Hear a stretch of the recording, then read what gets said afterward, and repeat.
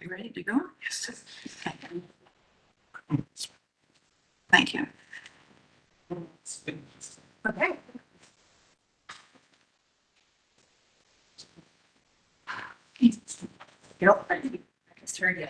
Okay, good morning, everyone, and welcome to our annual Spring into Action event being held here in Ottawa at the amazing Carpenters Hall out in Kanata.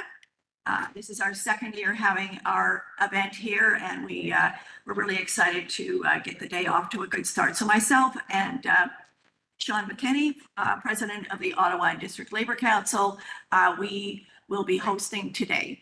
And we'll get started by having Sean do the land acknowledgement. Okay, thank you, Laura. We acknowledge the gift of being on unceded Anishinaabe Algonquin territory. We recognize the two closest Algonquin First Nation communities, Kitigan-Zibi and Algonquins of Pikwanigan. We also recognize that Ottawa is a gathering place for First Nations, Inuit, and Métis from across Canada. This land acknowledgement commits us to the original relationship we are building together based on friendship, peace, and mutual respect. We are committed to working towards meaningful reconciliation and collaboration with the host Anishinaabe Algonquin Nation, urban Indigenous communities, and organizations. We recognize and respect the inherent Indigenous right to self-determination and to self-government. Together, we aim to address both emerging and systemic issues and support Indigenous-led approaches. Thank you, Sean.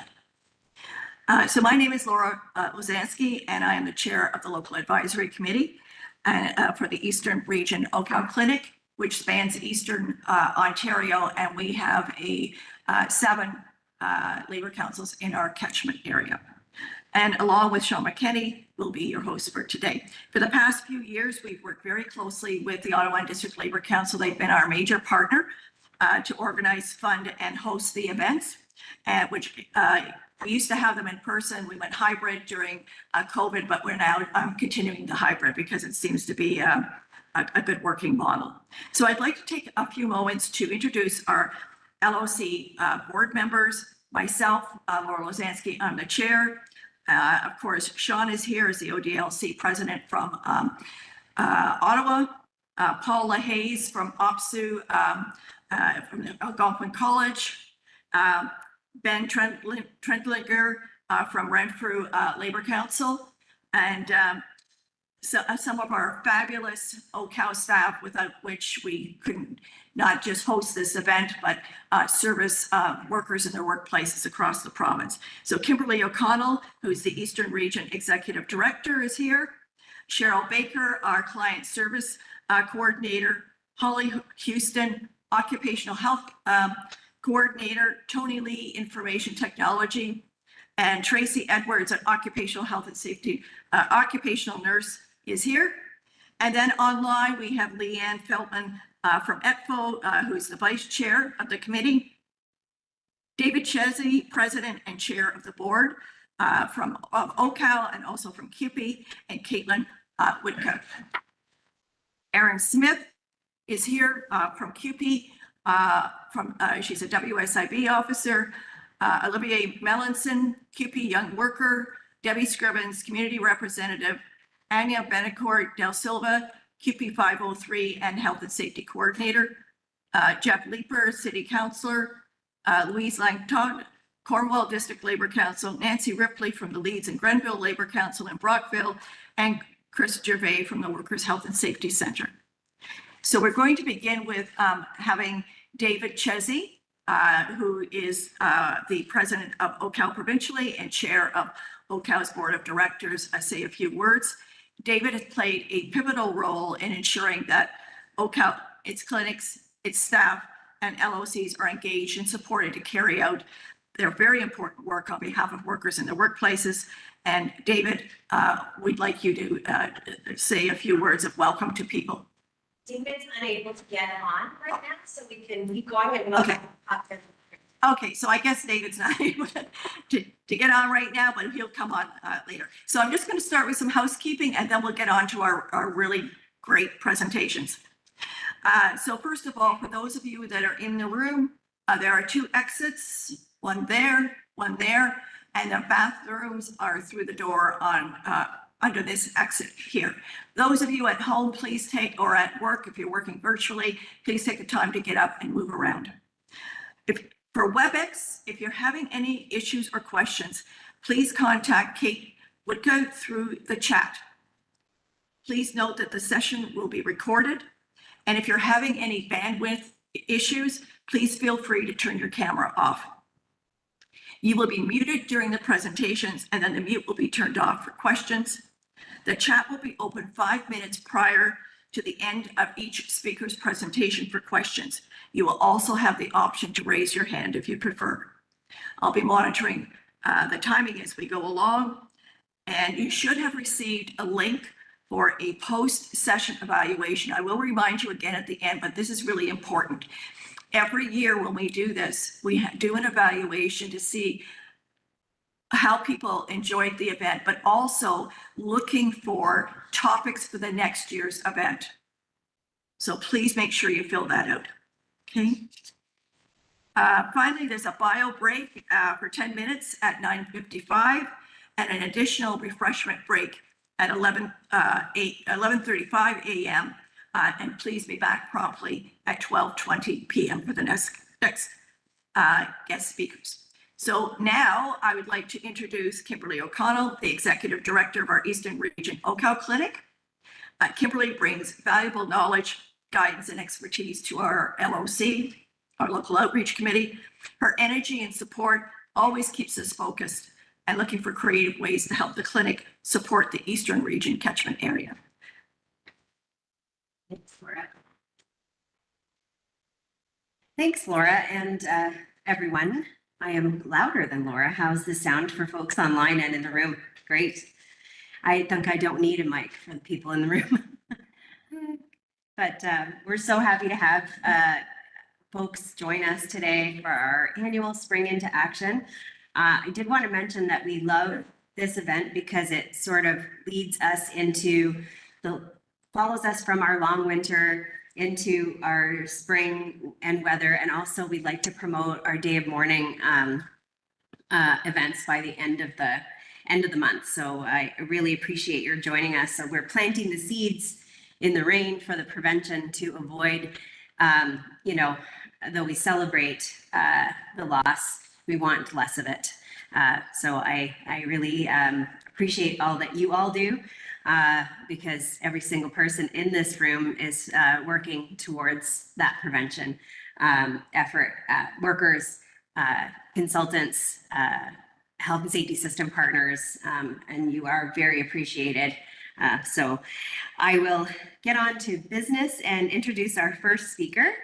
We are trying to get David to give you the better welcome than I would have. Chezzy, our president. And chair of our board, but we are having a few technical difficulties getting him online. So we will pop him in whenever we can achieve that. We'll go ahead with our first presentation, and it delves into the vital role of ergonomics in manual material handling, highlighting impact on injury prevention and workplace efficiency. Daryl Stephenson, Dr. Daryl Stephenson, it graduated from the University of Windsor in 2008 with an honors Bachelor of Science degree in Human Kinetics and specialization in the field of movement science. In 2011, he graduated from the University of Windsor with a master's degree in the field of exercise physiology. Daryl also played professional football in the Canadian Football League from 2008 to 2013, winning the Grey Cup with the Saskatchewan Roughriders in 2013. In 2018, he graduated from Western University with a PhD in health and rehab sciences, where he researched the underreporting of concussions in Canadian Football League players. So Daryl is recognized as a Canadian Certified Professional Ergonomist through the Canadian College for the Certification of Professional Ergonomists, and is a member of ACE, or the Association of Canadian Ergonomists. Daryl worked as an ergonomist for over 10 years and has been with OHCOW with us, the Occupational Health clinics for Ontario workers since 2018. He's also an adjunct professor for the Department of Health Sciences at Western University. And he'll be joining us today to discuss ergonomics and manual material handling, which is one of the priority items this year for the ministry. So thanks, Daryl. Over to you.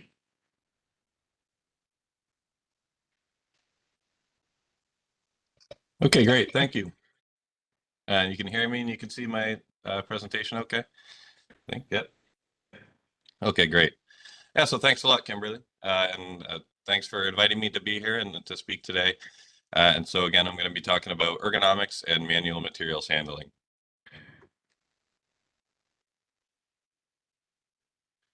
So today's presentation is going to cover some key topics related to musculoskeletal disorders, so MSDs, which I'll refer to it for the rest of the presentation. I'm going to start with an introduction to MSDs, discussing the causes and the impact, and then I'm going to explore how to recognize and control MSD hazards in the workplace, particularly with moving materials and lifting. I'm also going to dive into some handling techniques which can help reduce the risk. And then I'm going to go over quickly how to assess and manage the risk to prevent MSDs from occurring and some different tools that we have to do that. So MSDs are painful conditions that affect muscles, tendons, and nerves. And they result from repetitive motions, awkward postures, or sustained forces that can lead to gradual wear and tear on the musculoskeletal system. They're also called different things you might have heard: repetitive strain injuries, cumulative trauma disorders, musculoskeletal disorders, MSKs, they're referred to, sprains and strains, or just an injury. So some of the most commonly injured areas for manual materials handling activities are going to be the lower back, and that's a big focus for us, particularly. The lower back is highly vulnerable to injury, especially from heavy lifting, using poor posture, and the vertebral disc disorders that are a major concern here. Tendons are also injured. The connecting tissue from muscles to bones, they're prone to strain and inflammation due to repetitive or sudden movements, especially bending or lifting tasks, and particularly the wrist and the shoulder. The repetitive and forceful gripping and awkward postures and positions, a lot of lifting and pushing can lead to these tendonitis or sprains in the wrist and shoulder. So just to briefly go over some of the anatomy here for the back. The spine is divided into 4 main sections, and each part plays a crucial role in supporting the body. And we focus here today on the lumbar vertebrae, which are located in the lower back. And they're particularly important because these vertebrae are larger compared to the ones above. And this is because they are designed to bear much of the body's weight and handle the stresses from things like lifting, bending, and twisting motions. So they end up being the ones taking a lot of the brunt force and end up being the most injured for that reason. Sorry, we also have the ligaments in the spine that connect the bones to the back there. So then we have the, oops, cutting out. So between each vertebrae in the spine are intervertebral discs, and often these are referred to as the spine's shock absorbers. So these discs help cushion and protect the vertebrae by absorbing an impact from the movement and pressure. So when large forces or awkward postures act on these discs, injuries can occur. And this can happen suddenly or may develop gradually over time. So it's looking at these pictures, I'm going to be bringing up other pictures of bending and how to lift. And with the spine, keep in mind what your spine's doing as you're lifting in relation to pictures like that. So MSDs can develop gradually over time. And it's crucial to be proactive in addressing the potential issues before they escalate. And that's the most important thing. And if we look here at this picture, these 3 pictures here, we can see it, it's gradually gets worse and worse. It starts with some pain, grows into the point where it can potentially cause an injury if nothing is done about it. So it's very important to be proactive. As soon as you start to feel pain, what I typically see as an ergonomist, I go in and somebody's had pain for a long time, then they'll go and they'll go see a physio, or they'll see their doctor, maybe they'll start getting massages. And then after about a year, I get called in and we look at their workstation and it's something in the workstation that's causing that pain. So they're just trying to, trying to deal with it and trying to manage it through reducing the pain, but really it's never going to go away because we haven't addressed the actual problem. So very important. So if you see coworkers starting to do things like reporting pain or discomfort, taking more frequent breaks to rest and recover, or shaking their hands or body parts to relieve tension, or wearing additional products, maybe they start wearing a back brace, things like that, those can be early indicators that something needs to be done about the job. MSDs are influenced by a variety of risk factors, and these often act in combination rather than isolation. And these factors can increase the likelihood of injury and strain. So they don't act alone, they combine and create a higher risk for MSDs. So being aware of all these factors is very important. And typically, you hear a lot about high forces, reducing the weight of things, or reducing the repetition, bringing in more rest time. But really, it's best to try to focus on all of these if you can, as much as possible. Think of reducing them all, because as this picture kind of shows, they all do blend together to create that risk for injury. So force is a key one, and it's going to come in two forms. So there's the external force that's going to be applied to the body by the outside object. So for example, the weight of an object being held, so maybe that shovel with the snow on the end of it. And then there's that internal response in your body. So the force is generated by the muscles in response to the task demands. So maybe holding up the shoulder and neck to support the arms, force required by the shoulder and neck to support the arms during lifting and holding, which can lead to fatigue or strain over time. A single high load injury is pretty straightforward. It occurs when the extremely high force is applied to the body in a short period of time, which is going to overwhelm the body's ability to withstand the load, going over that failure tolerance and causing a quick injury. Repetition is talked about in many different ways, and sometimes we even stop using the word repetitive and start talking more about a lack of rest time. So repetition refers to performing the same or similar movements in a task over a given period of time, often by the same muscle group. When movements are repeated, the muscles are under continuous strain, which requires greater recovery time to prevent injury and fatigue.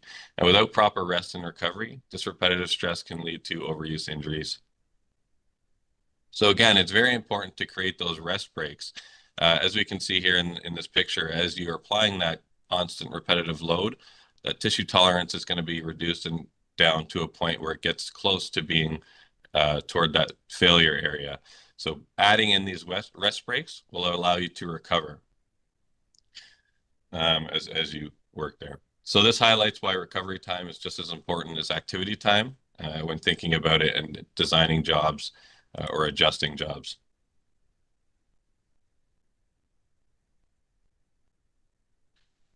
So neutral postures refer to a position that minimizes stress on the body by aligning the muscles, the joints, and bones in their most natural state.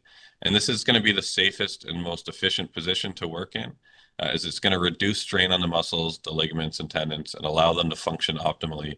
Maintaining neutral postures throughout the day helps prevent fatigue, discomfort, and MSD injuries. So really, we're trying to stay in those neutral postures and avoid these awkward postures. So awkward postures can significantly increase the risk of injury by forcing the body into these unnatural positions. When we're in these positions, the body operates much less efficiently. And you can see that with these two hand pictures over here, just looking at the wrist posture. If the wrist is straight in that bottom right picture there, you get that 100% strength in it. But as soon as you work outside of that, if you're trying to hold that posture all the way to the bottom there, you're going to have 45% of your full strength. So all these activities that you're doing are going to take more effort and require more rest time and potentially lead more to injury. So trying to design jobs where you can work in these neutral postures is very important. And then yourself as a worker, when you're working, these are one of the things that you can try to control. Ideally, you'd want to design the job so that the worker can work in neutral postures. But there's also a lot of jobs out there that I've seen where you can kind of take control of it yourself. And so something like, I do a lot of work with dentists and dental hygienists and dental assistants. And one thing they really talk about is, some patients don't want to lie all the way back down, or some patients don't want to do this or that. And so, sorry, I'm seeing questions here. Yeah, so what we talk a lot about is, they're only there for one session every, 6 months or so, a year. But you're there all day, every day. So the more you can kind of try to talk them into, try to lay back so I can get in a good posture to work, and trying not to just compensate the whole time can help you out in the long run. Okay, so here's just some general ideas of awkward postures that you might get into and trying to avoid those. So some things are simple. If, I do some office assessments, and if the monitor is just too far over to one side, you're going to be working with your head turned all day long. Little things like that can add up over time, and just trying to say, as I'm working, am I working in these neutral postures? And if I'm not, how can I do something about it? So static postures or static contractions occur when a person holds the same position for a long period of time. When this happens, the blood flow to the muscles is going to be reduced, preventing them from getting more oxygen and nutrients that they need to function properly. So this lack of circulation can lead to early onset of fatigue, discomfort, and making it harder to maintain the posture to perform the task effectively. And over time, these static postures can contribute to strain and other MSD issues. Okay, so holding these static postures for extended periods can gradually reduce the body's failure tolerance, much like repetitive movements. And therefore, it's essential to change positions frequently, and to take breaks, and to give the muscles a chance to recover, and to avoid the negative effects of static postures. And we talk a lot about job rotation, and you hear that quite often. And one thing to keep in mind with that, if you're going to be changing to a different job to try to alleviate positions or muscles, we want to make sure that the job isn't using the same muscles and the same muscle groups that you're using when you're doing the previous job. So you don't want to, have a high upper extremity intense work and go move on to another job with the same demands on it. You want to try to think about not so much job rotation, but muscle use rotation, and making sure that you're using different body parts in those different jobs to give those ones a rest. Contact stress is important to think about, and this occurs when the body tissues become in direct contact with hard or sharp objects, resulting in increased pressure on those areas. And this pressure affects the underlying tendons and nerves, which is going to reduce the blood flow to the affected areas. And over time, this can lead to discomfort and pain and even tissue damage. And one thing that I see quite often with this, it's not so much that the contact stress is going to end up causing the injury, but avoiding the contact stress is what causes some pain. So even in the office picture there where the person's typing, what that person would likely end up doing is just holding up their arms with their shoulders, and flexing their shoulders and elevating their arms to avoid that contact stress. So, having these points of contact stress will create potentially awkward postures or static contractions throughout the workday to avoid them. So that's why they're important as well. Okay, I won't go into this too much because Andre is going to be talking quite a bit about this, but extreme temperatures, so cold, the muscles and tendons become less flexible, blood circulation is reduced in arms and hands, and then if you're too hot, it's going to impose strain on the body, increases dehydration and things like that. Yep, that's as much as I'll go into that. Psychosocial hazards. So these can significantly impact the employee's well-being and contribute to MSDs. So some key hazards are things like work demands, the work organization, work values, work relationships, work-life balance, and offensive behaviors. And what happens is these factors can lead to stress and burnout, which has been shown to make people more tense in the workplace, more stressed, and they end up doing things with more force throughout the day. So they've even done studies where they look at people who are typing, and if they're more stressed, they'll be hitting the keys harder and they'll be more tense. So it's like having these little static contractions throughout the day in your body. You're not getting as much rest and you're using more force. So it's been shown that these psychosocial hazards have a connection to MSDs and increasing the MSD risk. So again, thinking that big holistic effect, trying to reduce all of these is going to be the most beneficial in the long run. And then how do we go about doing these? So to control for the hazards in manual materials handling, we apply the hierarchy of controls, hopefully, and we start with the most effective strategies. So eliminating the hazard, removing the hazardous task or process entirely if possible, really thinking about it from that way, or trying to replace it or substitute it is the next step with a safer one, such as using maybe lighter materials.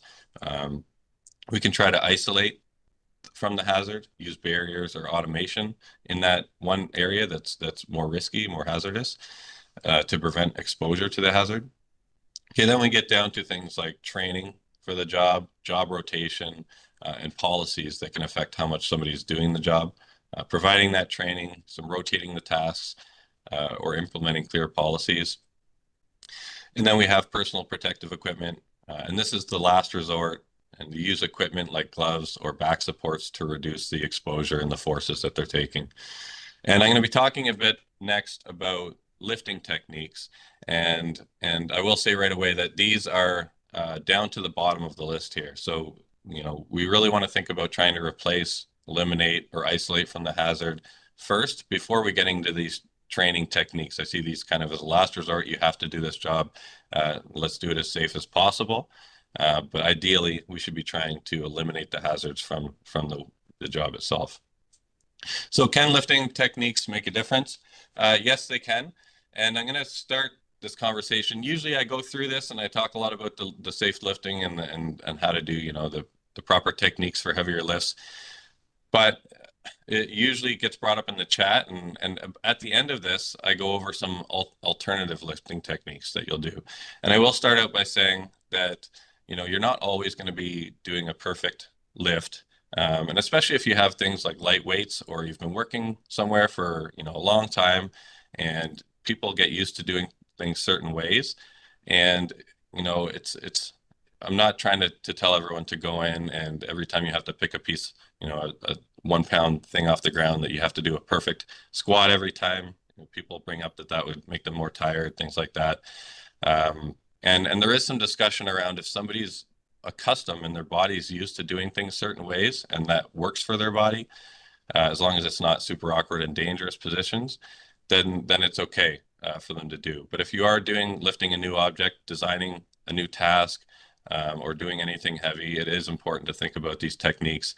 Much like anyone that's doing, you know, weightlifting or Olympic lifting and things like that, they really focus on their technique to make sure that they're using their body the most efficient ways and they're reducing the risk of injury as best as they can.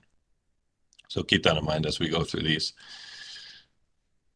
So lifting and carrying items can pose a risk to your back's health, so your whole body, but mainly your back and lower back. And these safe lifting principles can help protect your back and keep you comfortable. So we use this BACK acronym. So keep your back straight, avoid twisting, keep the items close to your body, and keep them smooth movements. So again, thinking about the discs in your back, when the back is straight, the discs in your spine can handle larger loads without the risk of injury. To maintain a neutral spine position, always try to bend at the knees and hips, not the waist. And this ensures proper alignment and reduces the strain on the back. So we can see here, looking at the pictures of the back, you want to try to avoid that curved back, that C kind of position in your back, and try to maintain that S in your back. So by bending at the knees and the hips, you can keep your back more aligned. And these are just a visualization of the different ways forces can affect the back, and trying to think about maintaining a neutral spine as you work to avoid some of these different forces that can act on the back and the discs.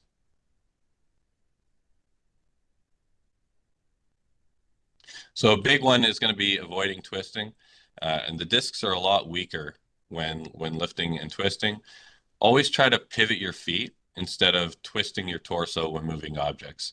And this ensures that the body's that the proper body mechanics and reduces the strain on the back. So we can see here in this picture, she's twisting her back every time she's transferring over to that table there.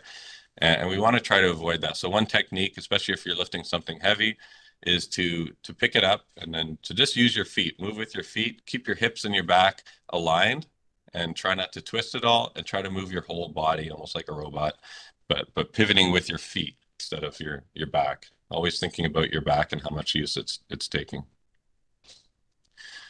And when lifting with your back joints act as a fulcrum, and your muscles counterbalance the weight of the object. So the further away the object is from your body, the more stress is going to be placed on your back. So to reduce this stress, try to keep the object as close to your body as possible. Also try to raise the center of gravity of the object to reduce the torque or force required to lift it. So we can see here in this picture to the right, we have some lifting zones where often that green zone in the middle, they call it the power zone. I've heard that before. But basically what we're trying to do is design jobs and work as much as we can, especially with moving materials, in that green zone or those yellow ones. But trying to avoid working in those extreme zones, which are going to cause a lot more stress with the same amount of weight on your back.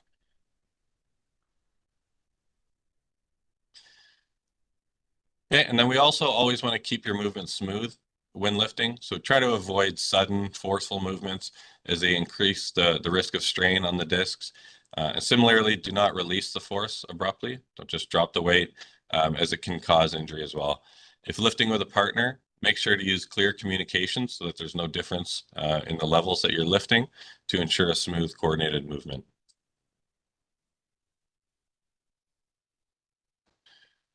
So manual materials handling is often influenced by a lot of factors, such as the weight of the object, the vertical travel distance, the horizontal distance, the object dimensions, and the lifting techniques. The heavier weights are going to increase the difficulty of lifting, and sometimes this raises the risk of using poor technique. So really thinking about, especially if it's heavy or if it's new or you don't really know, kind of go up and test the weight and think about getting in a good position before lifting. Try to use things like lifting aids or get help from a partner if it's too heavy, and apply proper lifting techniques and communicate together. The vertical distance also affects the task difficulty, increasing the reaching and risk. So it's important to try to avoid overhead work and store objects between the knuckle and chest level. Especially any heavy objects, you don't want to store too high or too low. Okay, and then increase the horizontal distance from your torso requires increasing the horizontal distance, requires more effort. So while larger or unbalanced objects make lifting harder, so to reduce strain, keep the loads balanced, minimize the horizontal distance, and avoid any single-handed lifting if possible. Your grip plays a big role as well.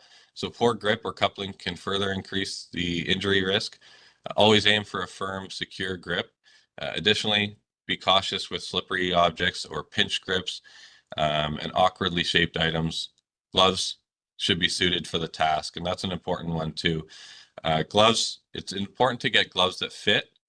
Working in a bigger size glove is going to cause you to increase your grip strength to maintain any sort of grip on it. Even more so, really thick gloves that we often see, those increase the grip strength as well because you have to squeeze harder to maintain a strong grip. So making sure that your gloves are not too thick, they're the right gloves for the tasks, they have good grip on the outside of them for the object that you're lifting, and that it's not doing anything to make things harder on yourself.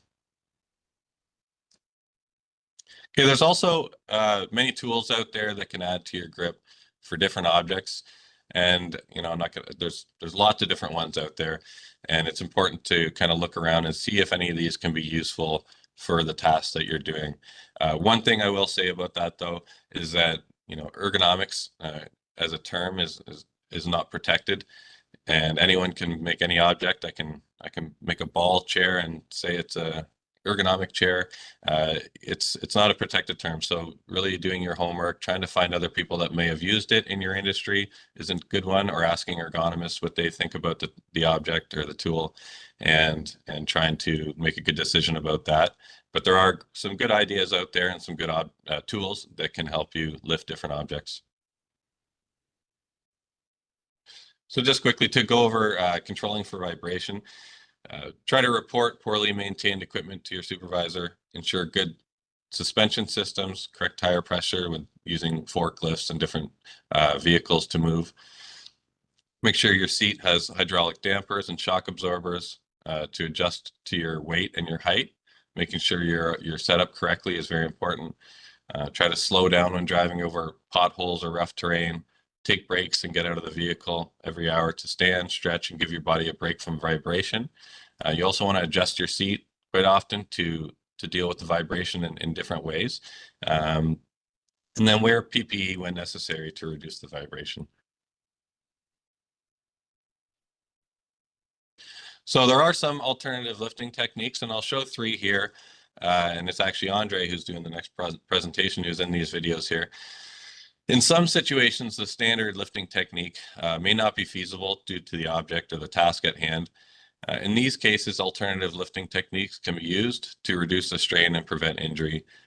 So we're going to watch these 3 videos here.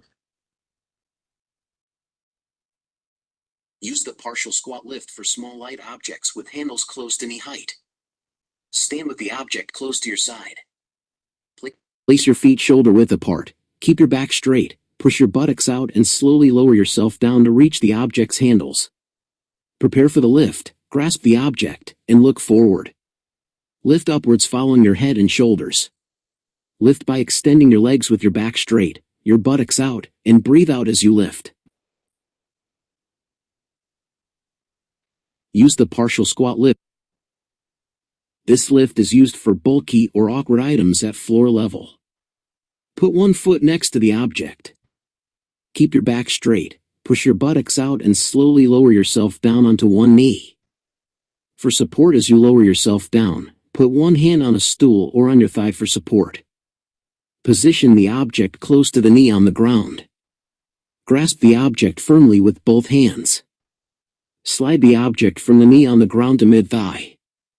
Keep your head forward, your back straight, and your buttocks out, and lift the object onto the opposite thigh.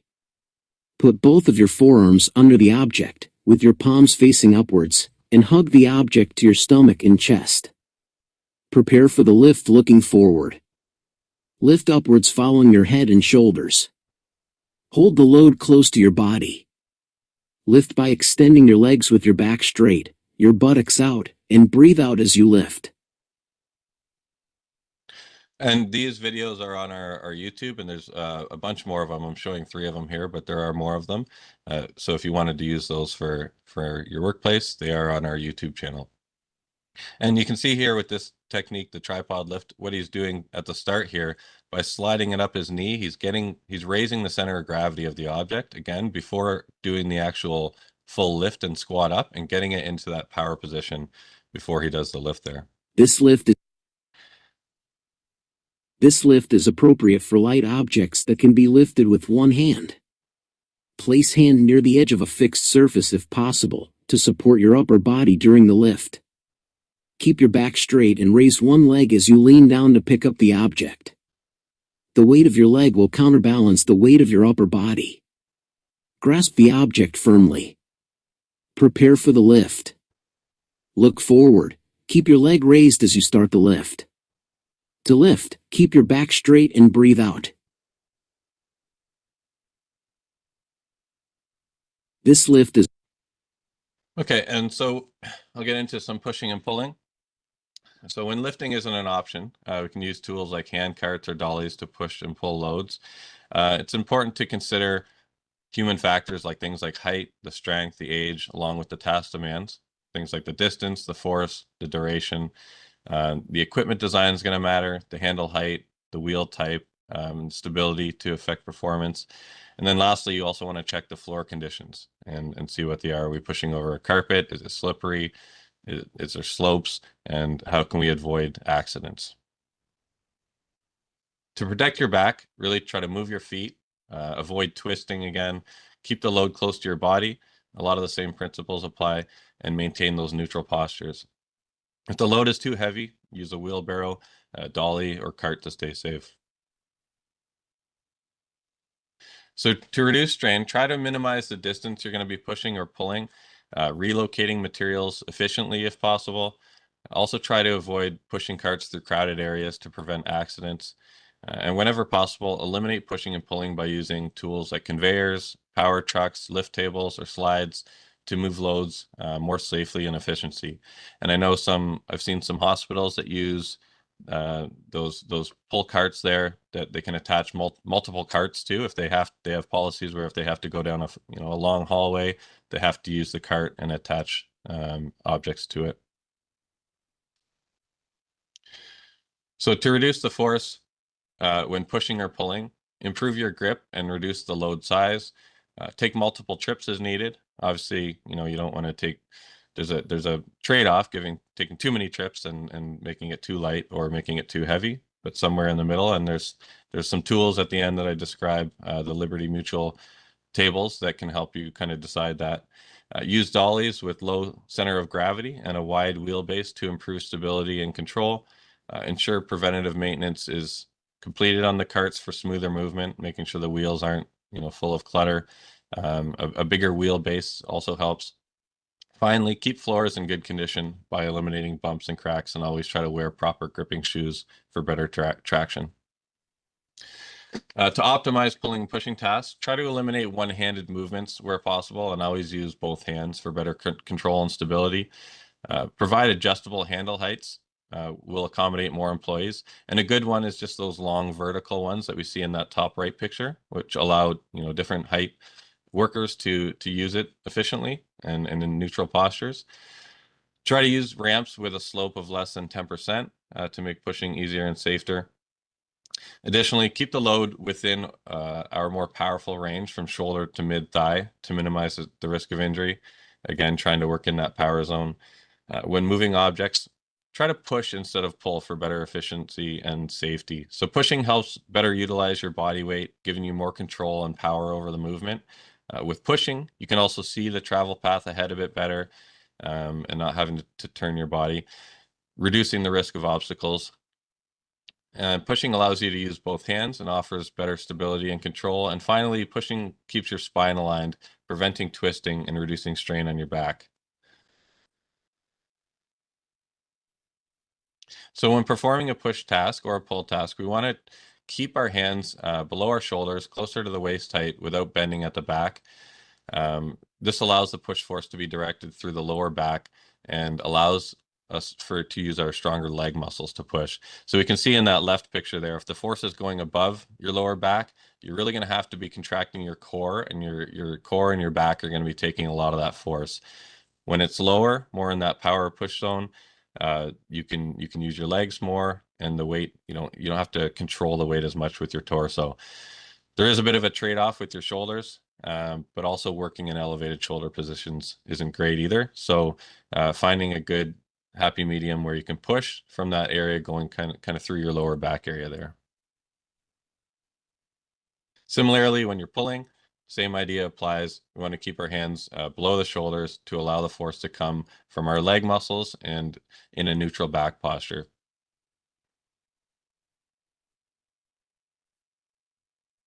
Okay, so now we'll quickly go over some assessing the risk. When we're getting into hazard identification and risk assessment, we go off this Sobain levels of hazard identification research out of Belgium, which looked at mostly when looking for workplace hazards, about 60% of the workplace hazards are identified at the screening level. So the workers identify hazards based on their firsthand experience, utilizing things like body mapping, surveys, or these OHCOW apps that we have. And at the next level, we see observation. We see about 25% of the hazards identified. And this is through investigations that can be done by the Joint Health and Safety Committees. Then we move on towards more of the analysis stage. So bringing in an ergonomist or somebody to look at the different hazards. And this is a detailed, more quantitative evaluation. And we might use things like RULA and REBA or the Liberty Mutual tables to go over it.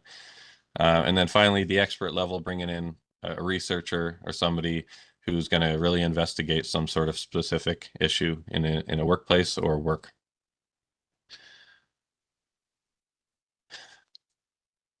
So body mapping can help to identify common health issues and workplace risks. It helps recognize problems and the need for further investigation and helps communicate these findings to the stakeholders.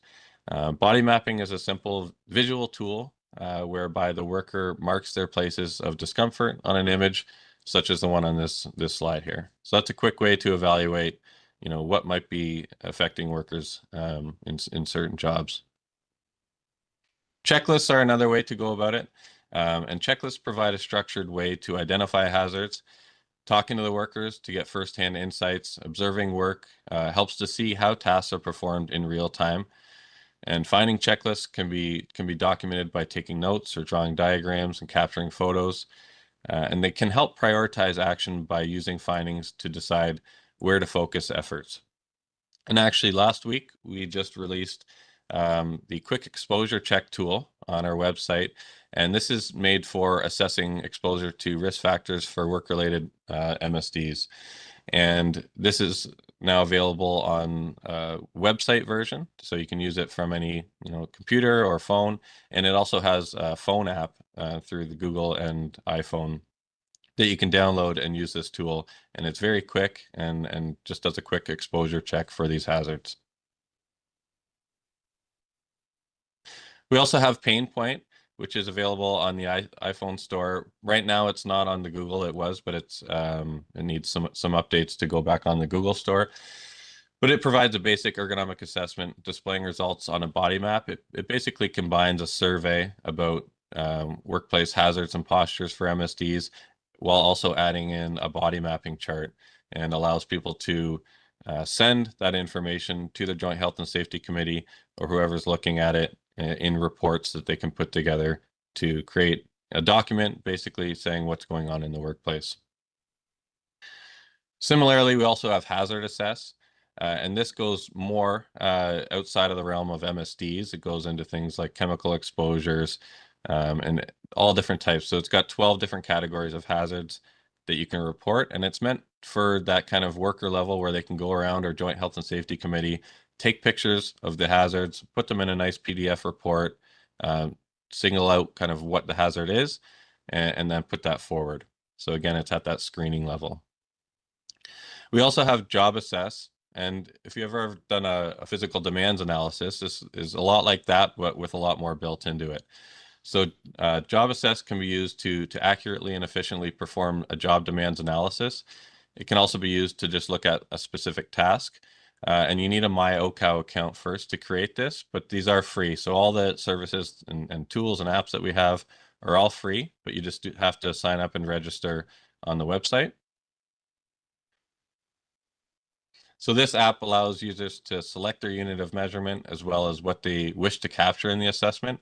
So they can do things like the physical, the sensory, cognitive, psychosocial, or they can do all of them. And it's really meant to capture all the demands that can go into a job, and you can kind of track them over time, or if a job changes, you can edit it. We've also built in a system that's a red flagging system. So as you work through Job Assess, there's an option to select a red flag that's associated with each area of concern, as well as the ability to add notes to help best understand the job. So instead of just documenting everything and having it, and then having to look through after and seeing what areas might be of concern, you can kind of do it as you're going and use this red flag system. There's also an area you can, for each input that you have, for additional notes, if you want to describe what's going in there, why things might be a certain way. Okay, and then this is just an example of the strength section here. And you can see all the different sections related to physical tasks in there. So you'll go through and you'll open one up. So say we lifted up the the lifting. And you can see all the different inputs that you can have, the different forces, the duration, the frequencies, the efforts per minute or cycle. And then we also added in a Borg scale for each of the physical demands ones, so that we can get some self-rated perceived difficulties of the task to add, to the total overall understanding of the job. And then finally, Job Assess allows you to create reports. So this is what a sample would look like. I just made these up for presentation purposes, the firefighter Hamilton department. And so what you can do as you're working through, you'll save your report. And then if anything changes for the job and you want to update it, or you want to create a new one, you can take that same one and basically what it does, it creates a new copy, and then you can work on that new copy. So it doesn't delete the old jobs. So you can really see how a job changes over time.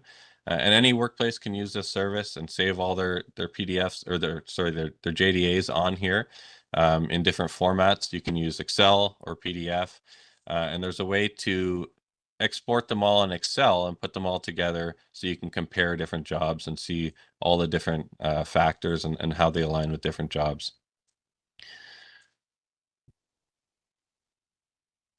Okay, and now further, so those are all kind of documenting, and now this is kind of getting into the more expertise stuff, the assessing. So I'll just kind of go over different options here quickly, but not really explain them. This just recently we had a presentation on this slide alone that was about 45 minutes, so they are quite in depth. But so Rula is one, and this tool provides a single score as a snapshot of the task, and it looks at the risks to neck and upper limb loading.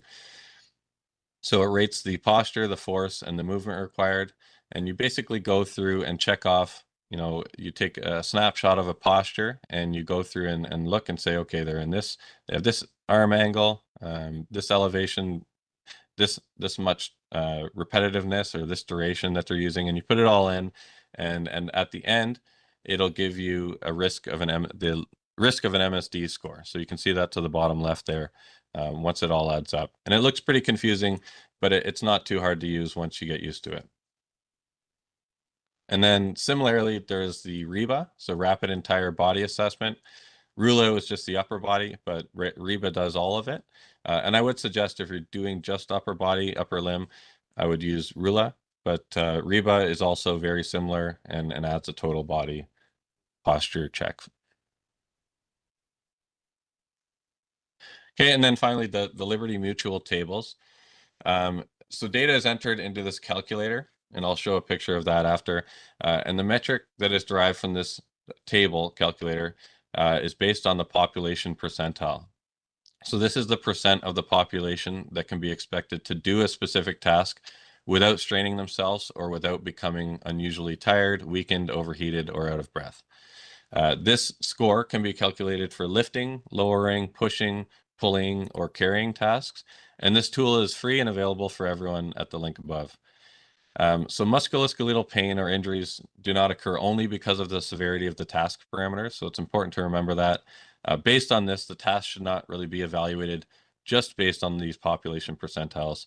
There's other important considerations. So things like if the job is causing injuries, it should be redesigned. If there's frequent bending, twisting, or reaching, regardless of the weight that's recommended. So this tool does not evaluate one-handed tasks as well. So it should be used for designing tasks so that as many workers as possible in terms of the percentage of population can perform the task without the risk of injury. So just to show a quick example, I apologize for the image size here, but as an example, the categories of information that we need are the task type, system of units, hand coupling, frequency of the lifts, so the lifts per minute, the object weight.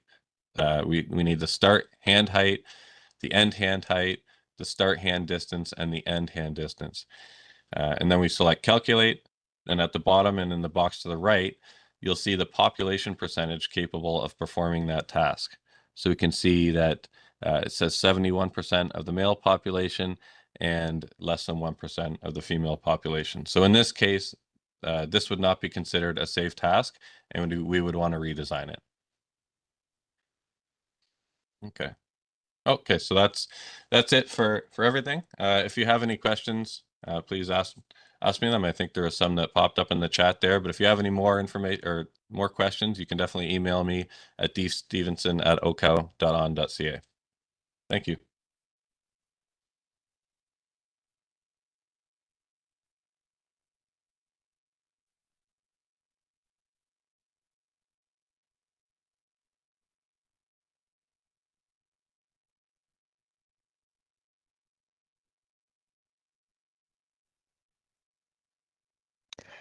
Daryl, we have a question in the chat. So when you talk about the psychology effect, are you referring to pace and nagging or something else? Yeah, so we were talking about I think that came up before I brought up the slide on the psychosocial risk factors. So those were what I was talking about. So things like work pace, work demands, things like offensive behaviors at work that can stress people in that sense. So not really like the cognitive aspects of the work unless it's adding to the stress, but it's the work pace, those things that add to stress. So psychosocial risk factors.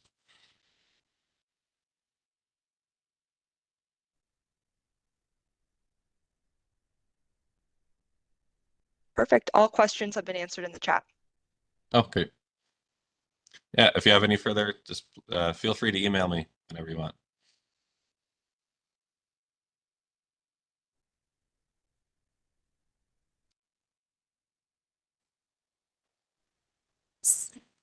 So Daryl, the question I'll just repeat for you, because we didn't have our mics working properly was, oh, Ben, can you just say it again? Because I got discombobulated. Can you talk about braces and sleeves, compression sleeves, and when to use, what injuries, and how to use it properly?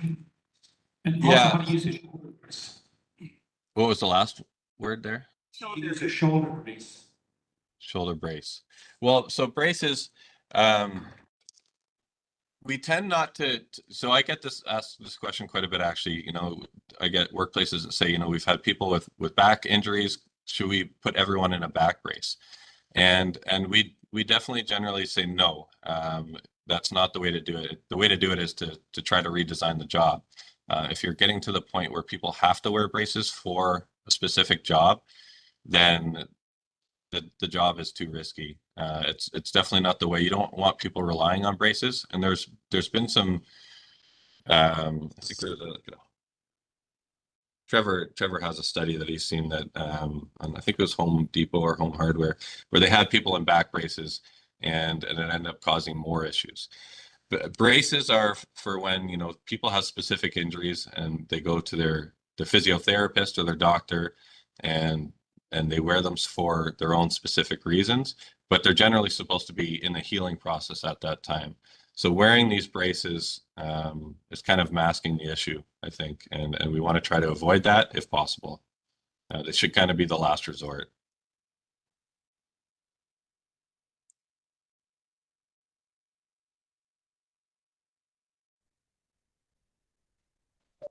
More of so fantastic presentation. I mean, when I'm sitting here looking at it, you have all these fantastic tools in our system. So what is the interaction of these tools and the prevention officer or the Center for Research Expertise in Musculoskeletal? Because how I see it, OHCOW, this is based on real workers who've come into OHCOW, have been damaged. You have a whole cohort of information that's come from it. You have it, but how does this transfer to the CPO? I mean, do they even know that you have this? And are they sending it to their prevention people in the ministry, inspectors? Maybe it's a question you can't answer, but this is something that I'm sitting here and going, wow, it's here. Is anybody really utilizing it other than people in this room? That's a very good question. We talk a lot about that at our meetings. How do we get our tools more out there? How do we get more promotion? And we do events like this, and I try to include them where they seem appropriate in presentations. But yeah, it's a good question, and trying to get more reach and impact because we do have a lot of things to offer. I'll just add, because Carmen, I love your questions, and that is what today is all about. Spring into action. You're not here for professional development. You're here to take what the seeds that we're planting to your unions, to your labor organizations, to your day of mourning, to your Labor Day, to your, and keep spreading the word from people, trusted people, that these are available to you. You have the role. We have a prevention office that has that role, but don't get me started. But that's what it's everyone taking action. And I think that's why we do these events, knowledge mobilization. And we don't do it. We want to do it better. Help us do it better. How do we reach? And we are at our break, but I know, Kate, there were questions online. I don't know, Daryl, if you're able to answer them in the chat possibly, which doesn't Sure. help the audience here. Kate, thoughts? Yes, we just have one final question from Matt. Do the psychosocial questions in the app align with the CSA psychological standard and the 13 risk factors? I'm assuming you're asking about the QEC app. It wouldn't cover all of those. The QEC is more of a quick check, but definitely our Stress Assess app goes very deep into the psychosocial risk factors and covers all the 13. Great, thank you. Thanks, everyone. So now we will have a little bio break for those in the room and those online. Get up and stretch, learn from Daryl, get your movement in, and we will be back. David Chesney is going to join us for closing remarks as he's now functioning technically, but doesn't want to interrupt our session. So thank you. 10 minutes.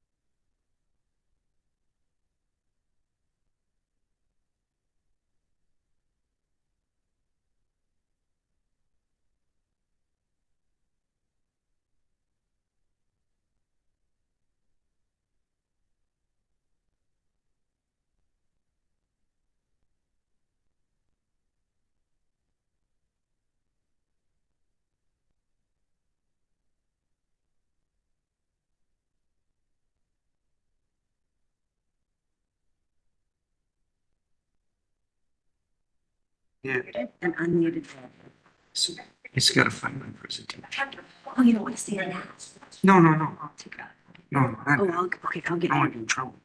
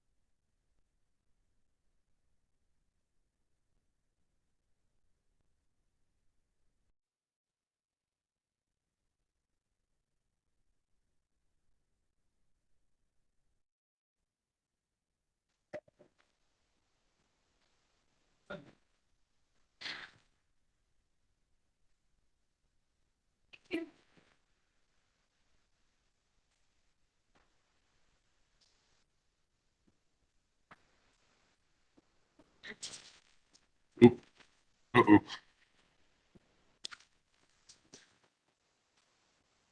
Need a little podium light. It just got too dark all of a sudden. Just, if you wouldn't mind, just for 1 second while oh, that's a good idea. I could have used my phone. Yeah. Okay. No, it's good. They turned the lights light back up for me. Okay, good to go then. Okay, welcome back, everybody. My name is Paul LaHaye. I'm a proud member of OHCOW, and I work out of Algonquin College.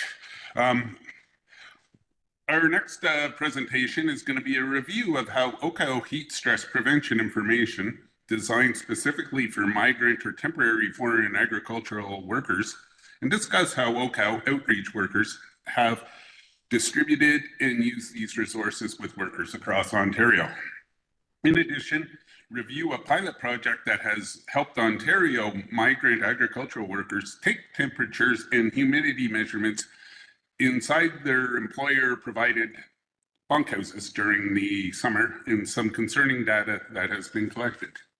We're going to hear from 2 speakers. First, there will be Eduardo Huesca. Pardon my pronunciation if I screwed that up. Eduardo has worked with migrant temporary foreign workers across Ontario for 17 years, with particular experience with migrant agricultural workers.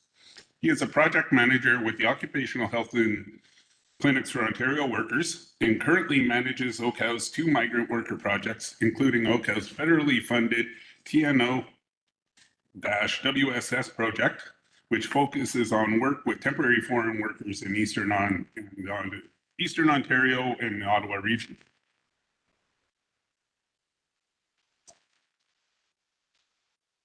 And also we'll be hearing from Andre Gauvin, who is an occupational hygienist with OHCOW, with over 15 years experience in occupational health. Andre is a graduate from Laurentian University with a Bachelor of Science in Kinesiology and a Master's of Human Kinetics. He has started his career in ergonomics and has made a transition to occupational hygiene in 2018. He is a board certified by both the Canadian College for Certification in Professional Ergonomics by the American Board of Industrial Hygiene. Thank you.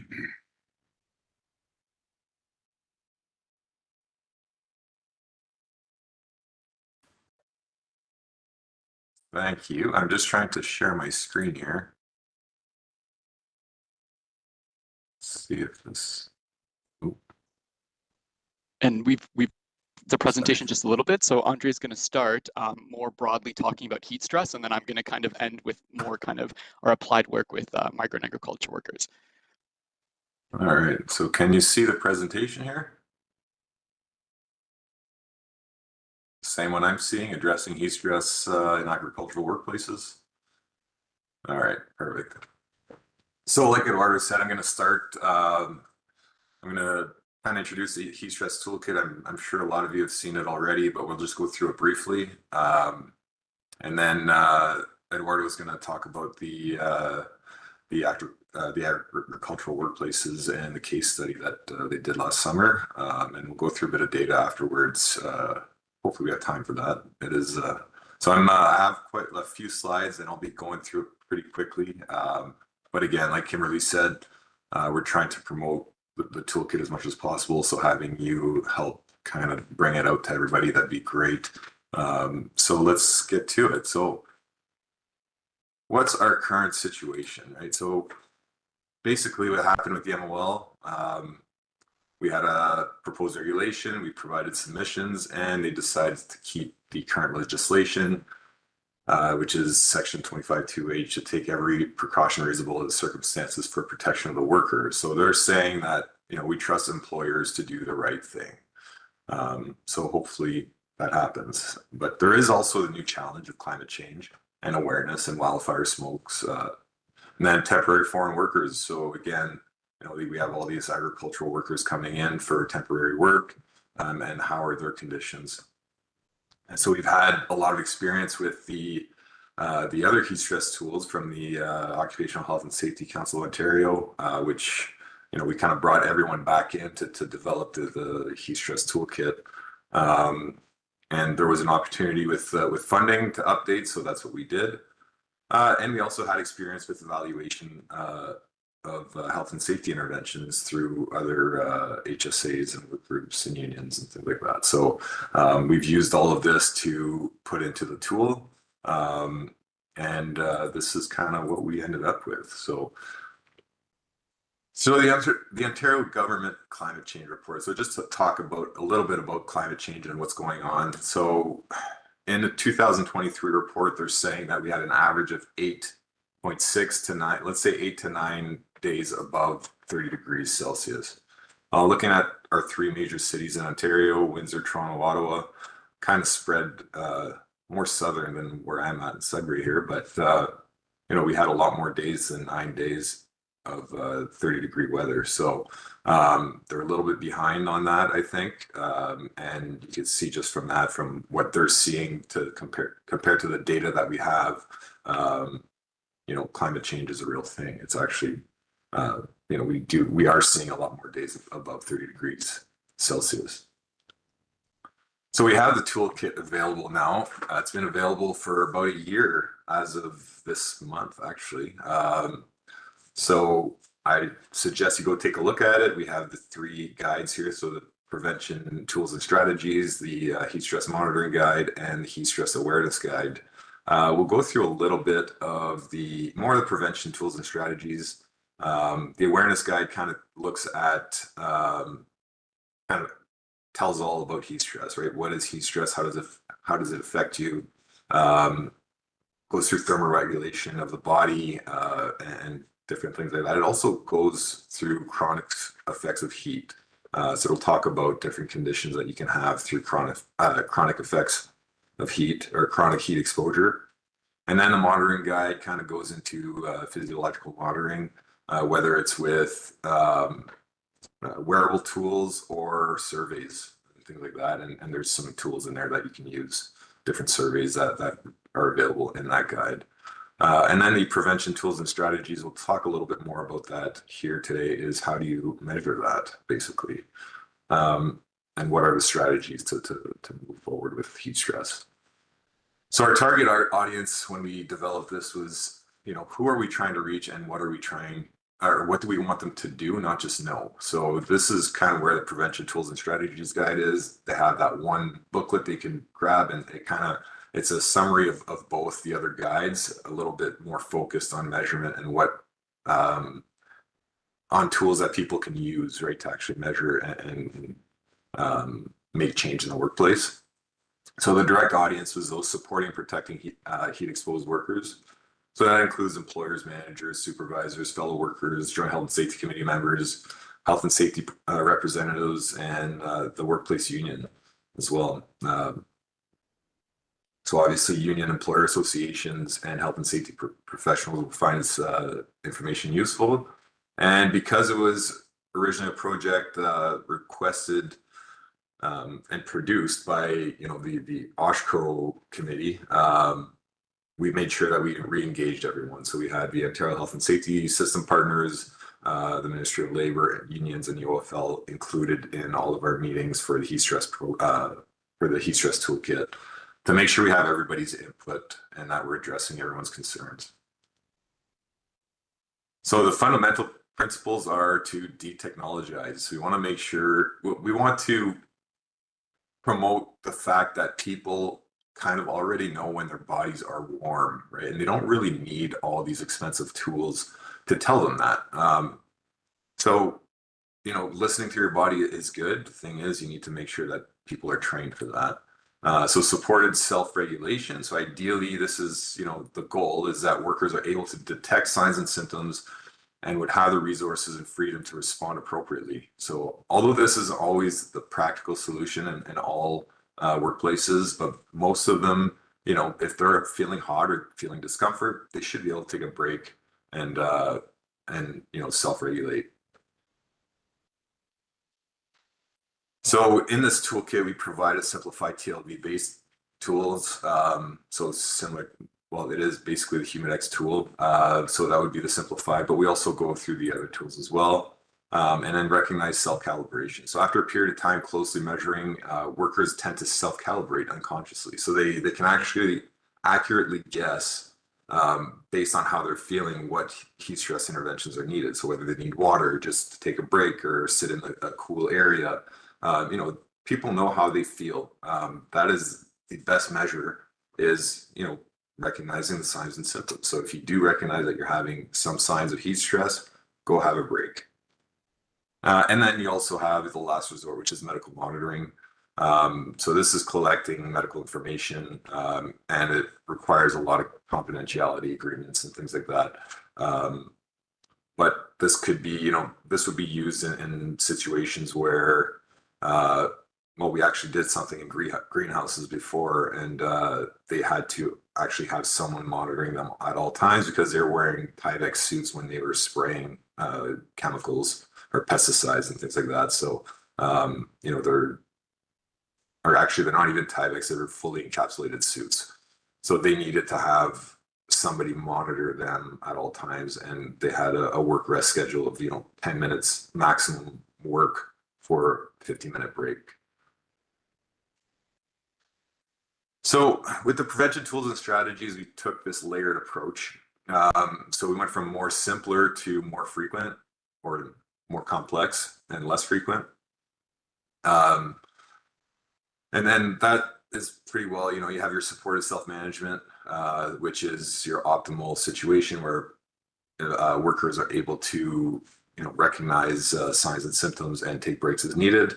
Then you have your Humidex plan, which is a simplified version of the TLV. And then you have the actual TLV, so the screening TLV, and then there's a more detailed TLV with the ACGIH. And then it goes into physiological and medical monitoring using the ACGIH TLV as well. So here, like I said, we'll just go through the four. So self-supported management, so knowledgeable workers who have demonstrated they are able to recognize early signs and symptoms. They're supported by their supervisors, are provided the latitude to manage their work rate and their fluid intake. So this level of heat stress management cannot be followed without proper heat stress awareness and prevention training. So you got to make sure that all your workers are properly trained and that are aware, and they're able to demonstrate that to really be able to follow this appropriately. Then we go into the Humidex plan. This is a little bit more complex situations, not crazy complex, but just, a little simpler to use. So this is, worker based. So the worker could take the Humidex plan, they could take measurements on their own, basically, based on temperature and relative humidity, and then they can convert it to Humidex or WBGT estimates and have a prescriptive preventative action. And this is all in the toolkit here. So this is obviously for workplaces without process heat or humidity sources and regular work clothing and moderate workloads as well. So anytime you're getting into heavier workloads or you have some process heat or they're wearing extra clothes, you want to move to the screening TLV, which is the official screening using the WBGT measurements and appropriate applications of the work rest regimes to prevent heat stress. So again, it's for complex and unusual exposures where often they're doing heavy or very heavy work. And it can be technically challenging as well using the TLV analysis method, which is all outlined in the ACGIH TLV. And you would need a WBGT meter for these methods. There's other ways to measure WBGT, right, which is wet bulb globe temperature for those who don't know. Especially for outdoor workers, and we will go through that a little bit at the end. And then you have your TLV for physiological monitoring. So this is for very complex cases where people are wearing heavy clothing, they're using like high process heat, things like that, where they might need some physiological monitoring. You can also use some physiological self-monitoring like smartwatches or apps, but these are unofficial approaches, and you should take caution. The accuracy and validity becomes a problem because none of this is really studied yet. Crush is in the works of studying some of these tools. But again, they're even saying, the accuracy and validity is kind of all over the map on a lot of these tools. So, just take caution when you're doing it. Most of them, they're consistent on their own, but it's when you compare them to other tools, they might be different. So when you're using one tool and you're sticking to that tool, then you might get some accuracy and validity from that. The only thing is we don't know if that level is accurate. Or you're getting validity, maybe not accuracy. That's kind of what I'm trying to say there. So anyways, let's move forward here. So supported self-management. So again, we're looking at training workers, supervisors, recognizing early signs and symptoms. Training workers can show demonstration of knowledge so that they know how to practice, the skills of the the heat stress management plan. And they need to be supported by supervisors, employers, so they need access to a cool, shaded area. They can take their breaks as needed. They can manage their own fluid intake, and they have access to water and fluid. And co-worker observation, so using a buddy system with verbal cues, and having a hot weather plan, such as a Humidex for days where it does get extremely hot, and people aren't used to working in those temperatures. So when you follow the ACGI HTLV, people can be acclimatized to a certain temperature, whether it's 26 degrees Celsius, and if they're working in that temperature all the time, okay, now at the early part of the season, they're taking that 2-week period to become acclimatized to that temperature only. But as soon as it goes up to 30 degrees, they're not acclimatized to that anymore. So you have to follow a hot weather plan. So again, there's other tools you can use. So you have low-tech tools similar to this urine chart here, which shows you whether you're dehydrated or not. And we have a lot of infographics as well to remind people of signs and symptoms.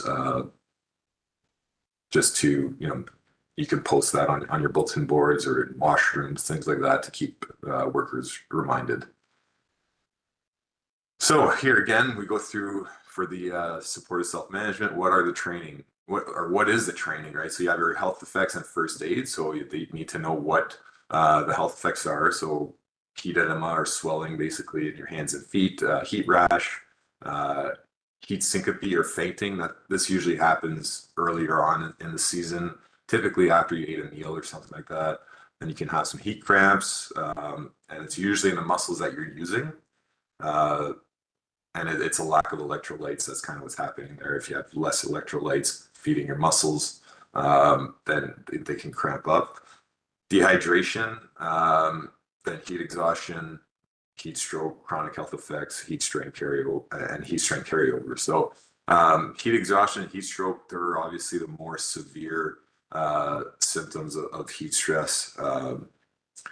And you really gotta take caution there. Some confusion, they may be experiencing some confusion, they may be disoriented, things like that. And heat stroke, you really got to watch for these signs, especially when they're getting at that heat exhaustion stage. They can be deadly. So having that buddy system is important there. And heat strain carryover. So we found a study actually that, you think that when you're under heat strain, your body's going to become acclimatized, but in older individuals, that it has the opposite effect. So as you are exposed to heat on multiple days, on day 1 and 2, you're getting positive effects, and on day 3 and 4, when you're supposed to be acclimatizing, it actually has negative effects to your body, and it doesn't actually work in a way that it would for a younger worker. So things to consider. So what factors can we measure for heat stress? So again, we have the Humidex plan, which is your temperature relative humidity, the ACGI HTLV, which is based on the effective WBGT. So that would be taking your WBGT measure and then adding the adjustments to them. So clothing adjustments and metabolic rate and wind factor. And then you have your physiological monitoring, which is heart rate, skin temperature, core temperature. And this is for complex heat stress programs. So we use the ACGI HTLV because this is the gold standard. Basically, every heat stress management plan that we've seen is based off the ACGIH. The reason we use the ACGIH because it's evidence-based. Contains detailed literature summaries, explains the derivation of TLV values. There's instructions on how to properly apply the TLVs, and it's considered minimal professional practice standards in the hygiene practice. And it's been in use since 1974, and it's constantly updated. So every year there's a new booklet that comes out with updates on whichever topic they decided to update that year. Usually there's a committee behind that, and they look at what is trending, what's hot, what's not, and then they're like, okay, well, if this is what's going on right now, we need to update these TLVs to make sure that we're in line with everyone. So moving down the ladder to or the level to the HumidX plan. So you'll notice in the HumidX plan that we removed HumidX 2. And the reason for that is acclimatization. So employers were always saying that their workers are acclimatized. So they were using HumidX 2, which was a lot more forgiving than HumidX 1. So we removed that so that people are just using HumidX 1 when they're calculating the heat, the HumidX-based heat response plan, or using the HumidX-based heat response plan. And we'll talk a little bit about that. So what is the argument behind acclimatization? So based on the TLV, acclimatization requires physical activity under heat stress conditions like those anticipated for the work, with a recent history of heat stress exposure of at least 2 continuous hours for 5 of the last 7 days for a worker to be considered acclimatized for the purposes of the TLV. So after a certain amount of time, acclimatization declines when activity under heat stress conditions is discontinued. So there's a noticeable loss after 4 days, and it may be completely lost after 3 weeks. So a person may not be fully acclimatized to sudden or episodic higher level of heat stress. So like I was mentioning earlier, someone who's working in 26-degree weather all the time at a specific HumidX or a relative humidity of about, which is usually ranges between 40 to 60%. That's probably what they're acclimatized to. But as soon as they get up to that 30-degree level, and that could be within a day, well, now you should be looking at a heat stress management plan. So our experience with all of this is that employers just assume everyone's acclimatized, so we remove that option. So looking at the data just from the Lincoln Weather Station, this is near Hamilton, or between Hamilton and Niagara. So this is in wine country, basically. So we're looking at, outdoor days here. There's only 3 days. This is in 2023. So we had 3 days of heat exposure to above the acclimatized TLV threshold, which they would be considered acclimatized. And then you have almost 3 weeks off where they don't have any temperatures above that. So they're not acclimatized to that threshold. And then again, in September, they had 3 days. So looking at this, these workers who are working outdoors only, if there's no process heat, and this is, under solar radiation and taking into account the wind velocity as well, they are not acclimatized. So now we look at 2024, it's a very similar situation. We had 3 days in June, and then nothing for over a month, and then 2 days in August, because in July we only had, we had 2 days, but only 1 hour of exposure. You needed 2 hours of exposure to become acclimatized. And then again, at the end of August, we had 1 day. So again, there's no acclimatization here. So how do you measure HumidX? So measuring the temperature and relative humidity, you can use the dry, wet bulbs. You can use a sling psychrometer, and then you would apply this to the relative humidity chart here. Or you can just get a thermal hygrometer, which is the most common way, simpler way. These hygrometers are pretty efficient now. They're very accurate and easy to use. So use these now to calculate humidex. So can we estimate the WBGT from temperature and relative humidity? Well, we could. So Thomas Bernard has tables on his website that uses the dry bulb temperature, dew point, or the relative humidity to estimate the WBGT based on temperatures. So we added this to the toolkit as well. So we have, here's what the estimated WBGT version looks like. So it's just a matter of changing these numbers to correlate with the humidex. And then we have our response plans here that show both. So we have the adjusted humidex and what it corresponds to in WBGT. So this is part of the plan as well. And then we get into the detailed WBGT. So workplaces we notice that workplaces aren't really implementing the TLV properly. So the online calculator that we have will walk them through the TLV steps. So it makes sure that they have adequate training. It'll have the correction factor for metabolic weight or metabolic use. So whether you're in, moderate, heavy, or very heavy work, and that could change based on weight, right, of the individual.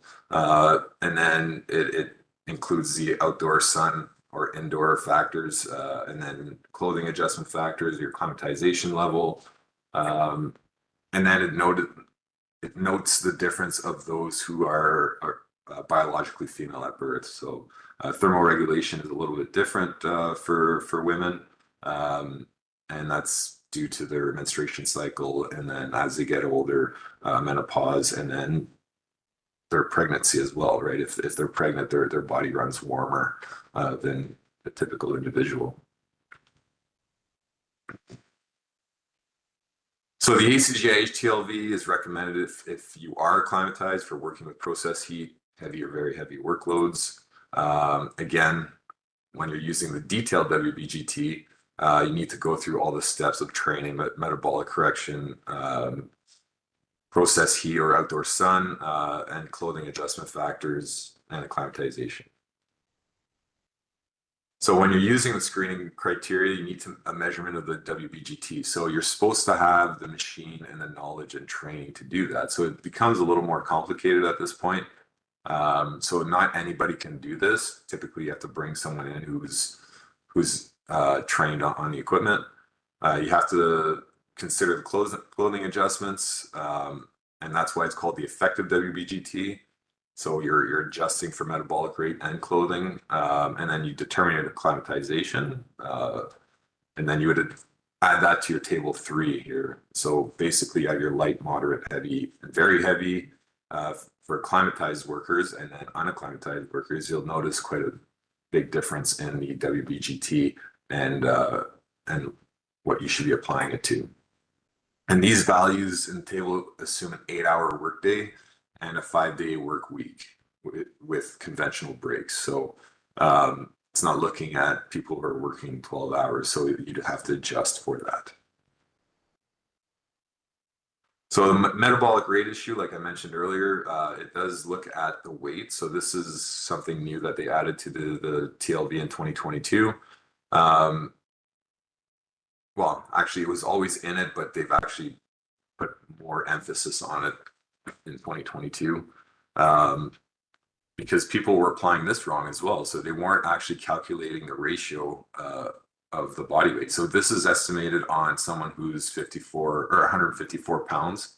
But if someone's 180 pounds, then you have to calculate that. So you would divide the actual weight by 154 pounds and then multiply that by one of these numbers. So it would give you, if you're 180 pounds, it's about 1.3 times 415 watts, which will give you a number which will really bring you into the very heavy metabolic rate. So just something to keep in mind. People aren't usually using this appropriately. So we're all different, so we need to make sure that we measure for that. So we also have the ACGIH clothing adjustment factors. So this is the typical, well, this is what we see typically, right, through the ACGIH. But we always had the question, like, what if you're wearing leather gloves, hard hat, N95 for silica dust, earmuffs, in addition to overalls, things like that. So we have a study that we found that has all of these. Well, we were looking at comparing cooling rates in different body parts, and we found the study that looks at different or sweating outputs, basically different parts of your body. So with that, we're able to look at the relative contribution and of different body regions, and we were able to have a derived clothing adjustment factor. So we have this in the toolkit as well. So they're able to apply this, and it's built into the calculator as well. So they can apply this in the calculator, and it'll give them the adjusted Humidex or the effective WBGT. And then we go into physiological monitoring, which can be a useful tool in working in hot environments with high physical activity. So we did talk about this a little bit about, collection confidentiality, medical information, and then self-monitoring, which is a good thing as well. If you're doing that, and could typically lead to self-calibration, which evolves into supported self-management. But again, you got to remember about the reliability and validity of these tools. And I would definitely look into the monitoring guide to get more information on this. So here's a calculator. I'm not going to go through it. If you want to, the link is here. It's simple to use. Go ahead and play with it. There's a bunch of infographics as well that you can use, but this is kind of what it looks like. So what type are you collecting, whether you want to do the detailed WBGT or the Humidex, just the temperature and relative humidity. And it goes through all the assumptions. So you need to check all the assumptions before. Andre, sorry. Can you hear me? I just want to do a time check with you because we need Eduardo, and he only has 3 minutes right now. 3 minutes, okay. We started late, I guess that's why. No, we gave you the extra time in there, just checking in. Well, Eduardo started let's go right now then. So this is the SOP we have as part of the toolkit as well. And go ahead, Eduardo. Okay, yeah, sorry about that. Yeah, I think we should have maybe considered a little bit more time or mentioned, but okay, so I'll try to go as quickly because I think, the next speaker is in 5 minutes. But I'm just gonna talk a little bit about our work with migrant agricultural workers around heat stress awareness and prevention. But I think as a theme, and it's a great connection to what Andre has been talking about in terms of tools and resources, but I think some themes that I wanted to have us kind of consider beyond if anybody else is working with migrant agriculture workers is just considering, whether the occupational health and safety resources and tools we develop are accessible to the workers who need them. Are we considering the experiences of workers, particular worker groups, to ensure our resources and tools are contextualized and relevant and impactful for the workers who need them, especially in the context of potentially ununionized workplaces or workplaces where occupational health and safety is less supported, where workers, the health and safety rep or committee role isn't as cemented in the workplace, and sometimes where workers are fearful to speak up. So next slide. Andre, thanks. And Andre's going to be controlling my slide, but I'll just go through it. So we've been working with temporary foreign workers for quite some time, and it's an important group to focus in on occupational health and safety because they're at a high hazard industry, as well as, the Institute for Work and Health mentions that newcomer workers are at a higher level of occupational injury and illness, and these workers kind of fall under that in terms of the reasoning that IWH gives, which is where they're working, the level of empowerment they have, their awareness of their rights that they have, and their ability to speak up about hazards and not be fearful for reprisals. Next slide. So we started working around heat and these workers early on, and we had a really hard time finding resources that worked for these workers, resources that were accessible to them in their languages. So many migrant agriculture workers speak non-English languages, including Spanish, Thai, and Tagalog. But also for the English-speaking workers, there's a lot of literacy challenges. So we were, scarce to find resources, Ontario heat stress resources that were accessible, and that also considered their unique experience. We also were unable to find resources that also, in addition to talking about kind of heat awareness and prevention resources, actually said something to do with what should workers do if they were experiencing heat-related concerns and where to get help. And that kind of what to do and where to get help is so vital in terms of our work with precarious workers or workers, again, in these settings that are less empowered. Next slide. So we found a lot of resources in the US. We tend to find a lot of resources from the US based on their experience with migrant agriculture workers for many, many years. Their resources are quite ahead of ours. So we found this Kalosha heat illness prevention toolkit that was really good.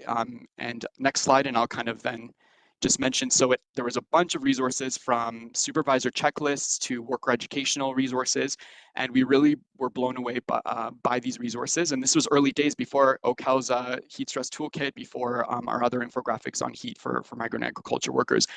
Next slide. So this was the resource that we ended up using in our engagement with migrant agriculture workers. So it was a very visual format resource, and really talked about symptoms, but also what workers could do, but also what was expected at the workplace, what should be expected at the workplace. Next slide. We didn't use these resources, but we were very happy to see that at the California level, they were already talking about a heat call line, or a heat call line, I think they called it. So it's where workers could call if they were experiencing or didn't find what their employer should be doing around heat, where they should call to get help and report this to Kalosha. We don't, I don't know necessarily how this reporting actually functions, or I can't kind of speak to the efficiency of the reporting, but to see resources, speaking to reporting was very, very great for us. And recognizing then the creators of these resources really understood that these workers really require somewhere to go when things are not, when they're not being protected by workplace parties.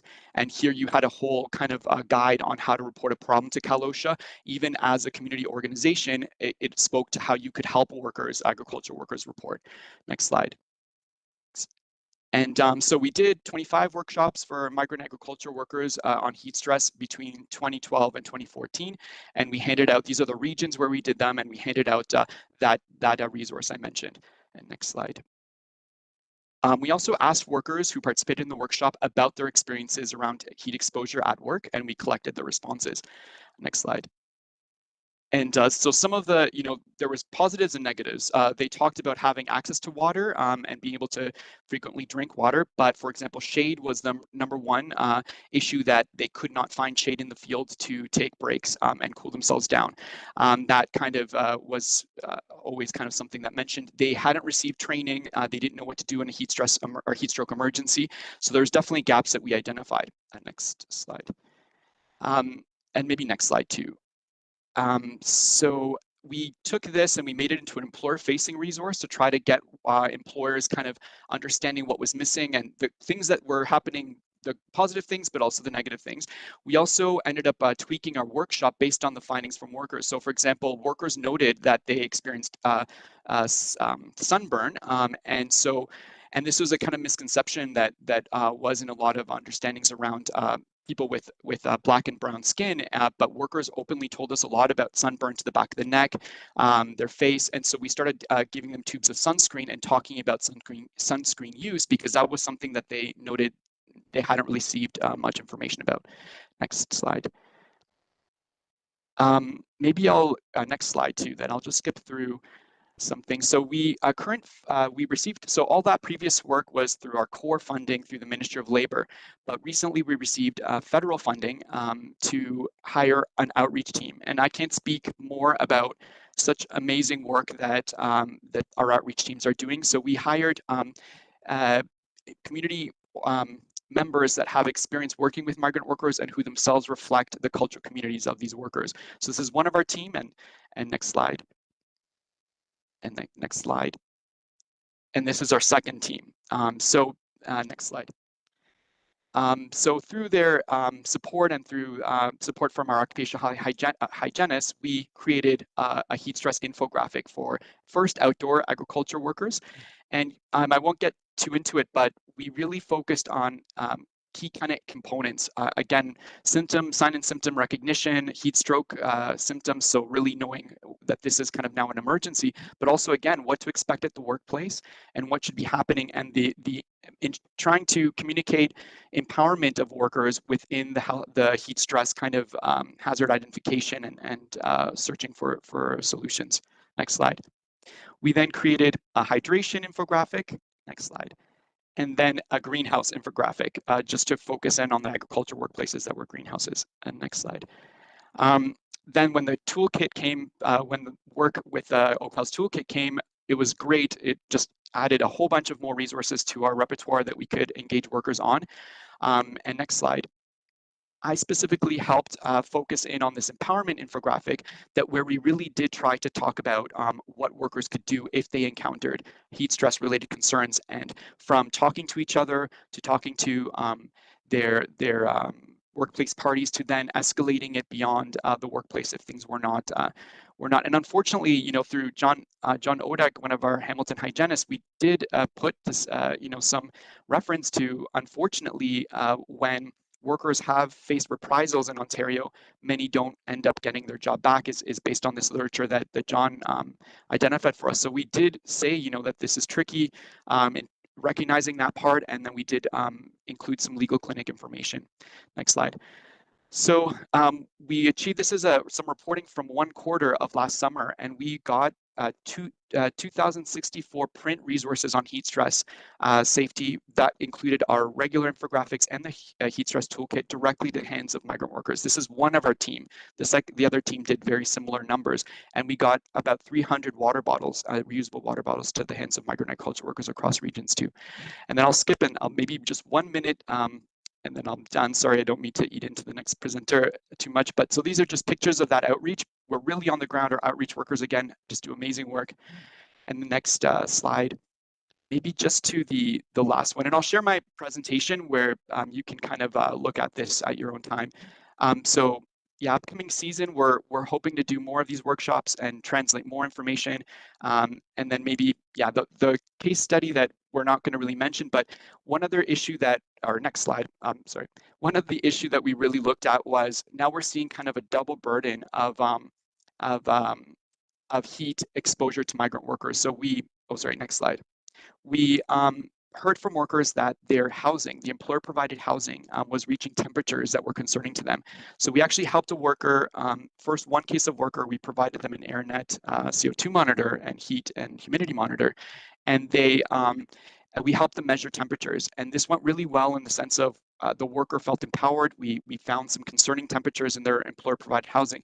So we did a pilot, and we helped 11 more houses of migrant agriculture workers take similar readings. So John Odyke, our hygienist from Hamilton, has pulled together the data, and the report is going to be available soon.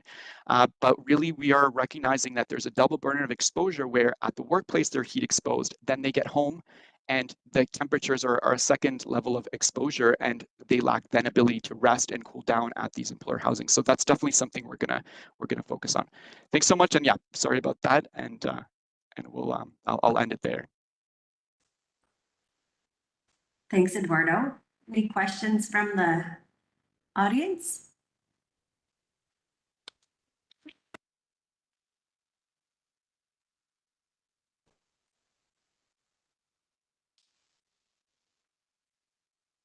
More of a comment.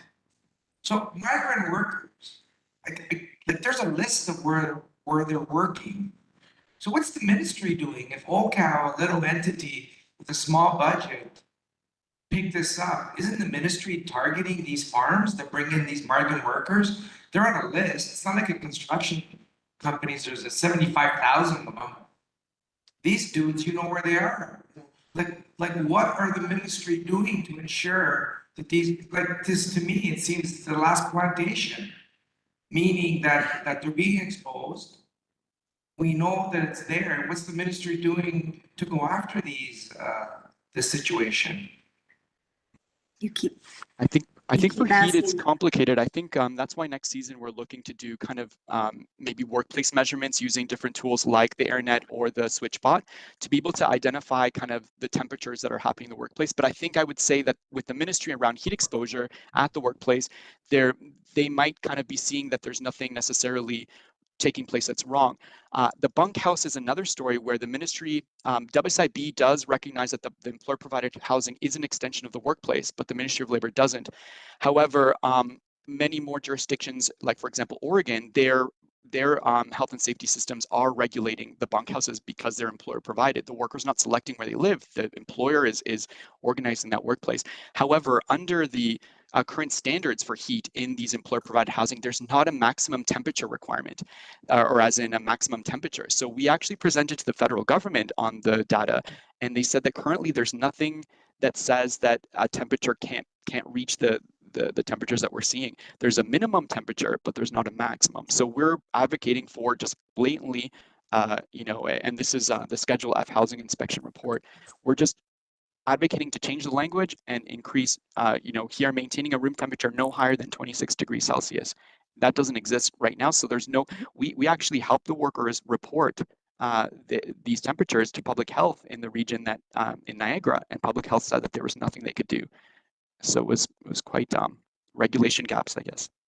And just to step in, like if you look at the data, just quickly, like this is an air-conditioned bunkhouse. You could see that it's relatively safe. They're in the safe zone, usually below 26. And then you look at an unconditioned bunkhouse. This is what we're seeing. So the blue is the outdoor temperature, and the red is the indoor temperature. So you're seeing differences of up to 16 degrees Celsius throughout the day on a warm summer day. So there is a high risk when they're in the bunkhouses. Thank you so much. Are there questions online? Kate, we are trying to catch a bit of time, but we might steal a little bit of our lunch refreshment break, if that's okay with folks. We're a tiny crowd here as well. Any questions online, Kate? There's no questions currently online. Okay, that's wonderful. And we are continuing the efforts from a technical perspective, even in the occupational hygiene world, wearable technology, and, but a lot of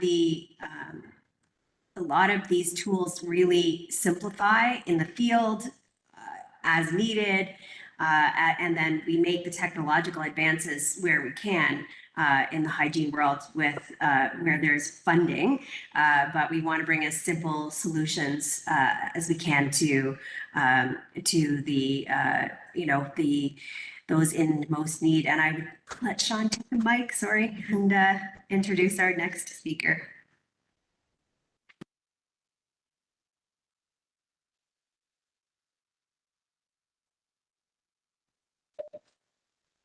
Okay, thank you, Kimberly.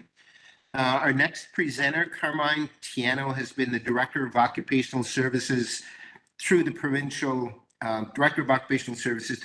Building Construction Trades Council of Ontario since 1997. Carmine has an MA from York University Economics, a diploma in regulatory law, is a graduate of McMaster University's Occupational Health program. Carmine deals with workplace insurance, health and safety, and is involved with various research bodies. He teaches in the Disability Management and Health and Safety program at Pacific Coast University and presents at various conferences and seminars on occupational health issues. I've known Carmine for a number of years now. Carmine's a great guy. Carmine, come on up, brother.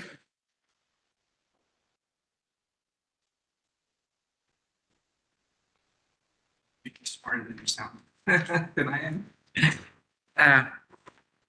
Good morning, everybody. Just getting my presentation up online.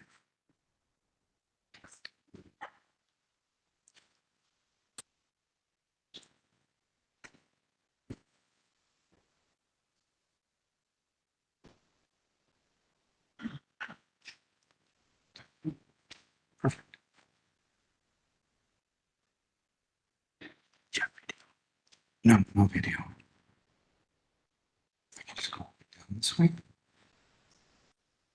Yeah.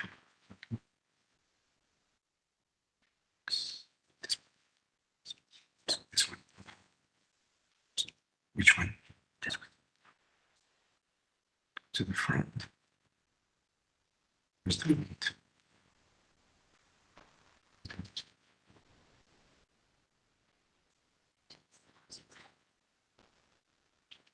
So you can try it now. Is that your first one? Yeah, right there. Perfect. Okay, great. Love when technology doesn't work. Thank you. it's interesting, the last presentation, we were talking about heat stress. And one of the things that the building trades we're working on is how, when it comes to looking at the various legislation, how do we move the legislation into areas like work camps, right? So our workers leave and they go work in these remote areas in these camps, but really, when is the Occupational Health and Safety Act end, and where does it start impacting when someone's working, sleeping in a bunk area? So some of the things we're doing may have good synergy with what OHCOW is trying to do with the migrant workers. So it's kind of cool. This is why situations like this, events like this, allow us to take the information and say, hey, we're doing this. Let's give it to a partner in the system. So pretty good work. What I want to talk about is this idea of shifting the paradigm, right? So all of us believe in safe workplaces. We believe when someone goes to work in the morning, they should come back safe. Now, our system in Ontario, interesting enough, I think,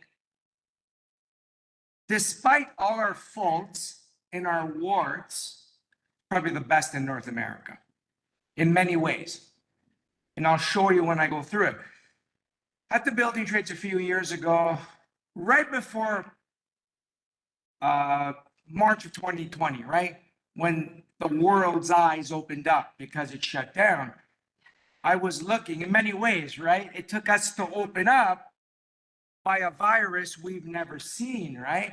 So I started looking at this and I started looking at some things in construction, right? Because by then there was this thing going around, not the virus, in the system, in the partners, construction workers and suicides, construction workers and substance use.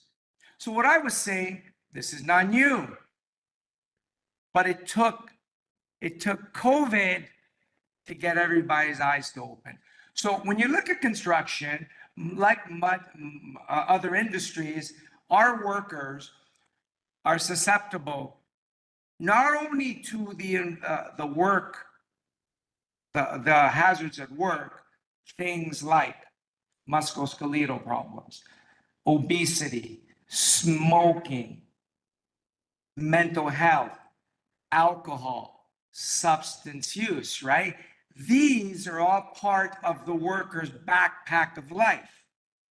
You take that backpack of life into the workplace, and then what happens?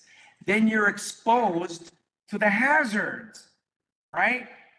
There's like a negative synergy that happens, and then you could have bad outcomes.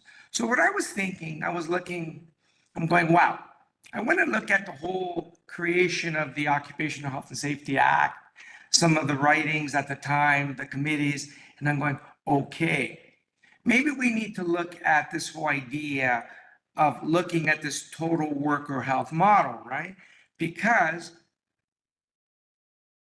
if you don't look at the total worker health, the backpack of life that Carmen brings into the work environment, how can you really create a safe work environment? So I started throwing this idea and I started looking at it and I'm going, oh, okay, there's already stuff out there. So this is what I want to do.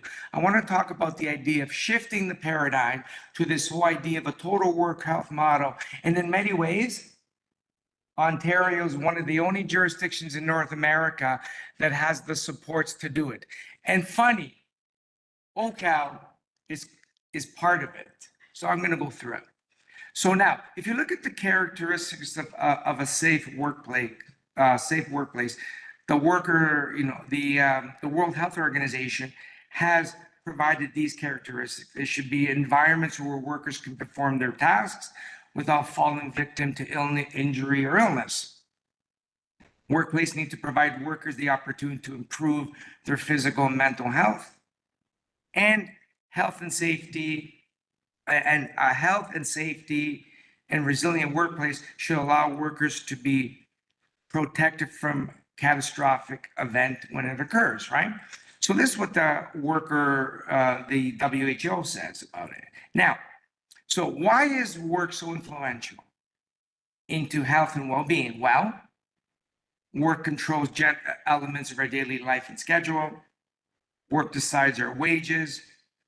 Work conditions determine risks and over controls for exposures. Work provides access to workers' compensation. And also, our system in Ontario, as everybody knows, when it comes to workers' compensation, our system, all the occupational health is funded by the WSIB in Ontario, employer premiums.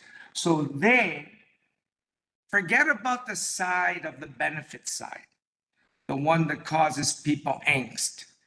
As a system partner, they're the ones who I think could be extremely important in the manner in which we move this whole idea of a total worker health model. And I'll talk about that in a minute, which will cause issues as well. Now, also continuing on why work's so influential. It enhances or diminishes our opportunities for meaningful health relationships. Shift work now has become a big problem. There's evidence that shift work has elevated cancers in certain segments.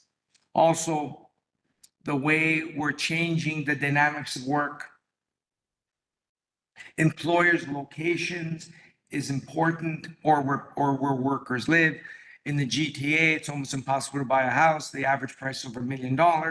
People routinely now are driving over an hour and a half, 2 hours to get to work. You leave at 7 o'clock, 5 o'clock in the morning, you're stuck in traffic, you already get to work. There's already a diminished capacity because you've left work, so you left to go to work. Now you're getting to work, and already there may be issues because of the distance where you work or where you live. Now, issues relevant to advancing worker health, total worker health model that I'm going to explain. I think as part of any total worker health model, we need to look at controlling of hazardous exposures, the chemicals and the physical agents. The organization of work. This is an extremely important one. You need to look at fatigue, stress, safe staffing, overtime management.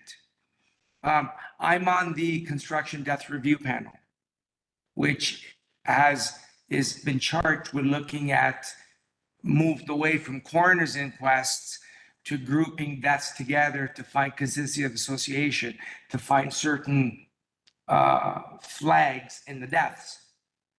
One of the things there's been some discussion on is looking at the hours of work. Think of it. People in certain industries working 12, 14-hour days for 4 or 5 consecutive weeks. Are you cognitively impaired? Could the schedule of work be one of the red flags? Why in construction over the last 20 years, we've had 20 deaths a year. And the deaths are coming from the same hazards, falling, struck by. Is maybe the work schedules an issue? I don't know. That's something that will be examined.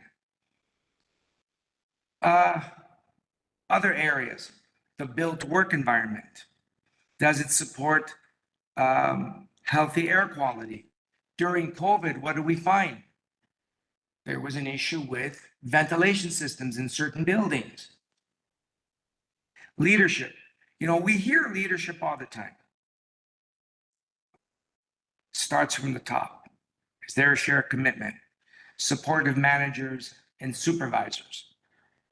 This is all important, but sometimes there's a huge lack of leadership at the very beginning,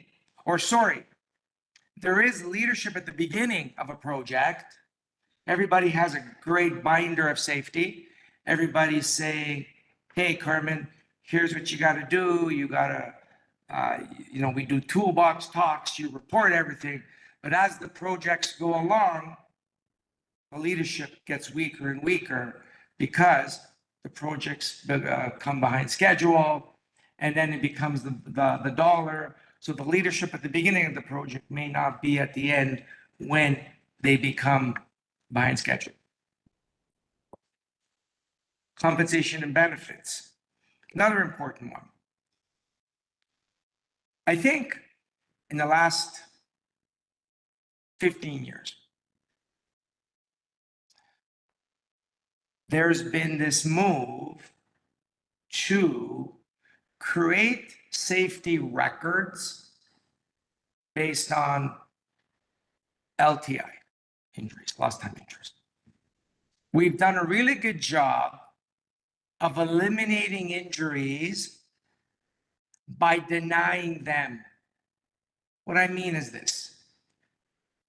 If you have issues with musculoskeletal, you have a workforce that's dealing with, as the first speaker talked about, musculoskeletal issues, and there's, say, an injury, and you have a worker that's 40, 45 years old. Our system, essentially, what it's done by creating an adjudicative system, those claims are just denied. They never show up on any statistics. So if you know those claims are going to be denied, would you really put in any kind of ergonomic interventions? The most pressing one, I think, is this idea of mental stress, gradual onset stress. Our system in 2016 put in a framework that a gradual onset mental health condition at work, you need to show this work is the predominant cause, meaning that work is the predominant cause of that situation. When, say, in a musculoskeletal injury, is a significant contributing factor. So in many ways, our compensation system is actually creating negative health effects when all these claims are being denied. So something to keep in mind. Okay, and another area that I think issues relevant to a strong total worker health model is community supports, healthy community designs, affordable housing, and in here you could also put things like availability of community health centers, etc. Okay, so some other issues, changing workforce demographics, policy issues, new employment patterns. Okay. In construction, contracting and subcontracting has always been just the way the industry is. Precarious work and contingent employment, moving to the Uber economy for the last 15 years. That isn't exactly what I think is conducive to a healthy society, but hey, this is where we're moving. Now, culture change trumps behavior. I should have taken that word Trump out, but especially after last, but I just decided to leave it in. So culture change trumps behavior change any day. So it is unreasonable to expect people to change their behavior when the social, culture, and physical environments do not support change. So for what I'm going to start talking about now, we need to move to creating a social, culture, and physical environment that supports change rather than doesn't. So what I want to introduce is this idea of the total worker health model. In 2003, NIOSH in the United States. Now, regardless of what we think of what's happening south of the border now, I think from 1972 on, when the National Institute of Occupational Safety and Health was created, I think there's been a lot of good work done in the way of health and safety. Now, unfortunately, a lot of it, some of it is federal, some of it is state. But one thing I think that the US did well is through NIOSH, the National Institute of Health, through their various funding entities. Back in the 1990s, under the first Clinton administration, there was a move in the United States to create the National Occupational Research Agenda, NORA. And what they did was they put research and occupational into sectors: construction, manufacturing, transportation, mining, etc. And in there, through the various funding systems in the US, money was flowed down through a National Occupational Research Agenda, through university partnerships and NIOSH to start looking at things. One of the things that came out of it was this idea of a total worker health model, which started to move into in 2003. So what the model focuses on is how occupational health and safety can better understand the adverse health effects correlated to the worker's exposures, physical and mental, and to job-related risk factors. The total worker health model also takes into account the individual health conditions, lifestyle risks that may be present. Okay, now, so it looks at what may happen at the workplace, but the other risks that can be part of someone's backpack of life, like I like to call it. So the total worker health model, this is the summary, builds on efforts to keep workers safe. Workplace enforcement is still an important component.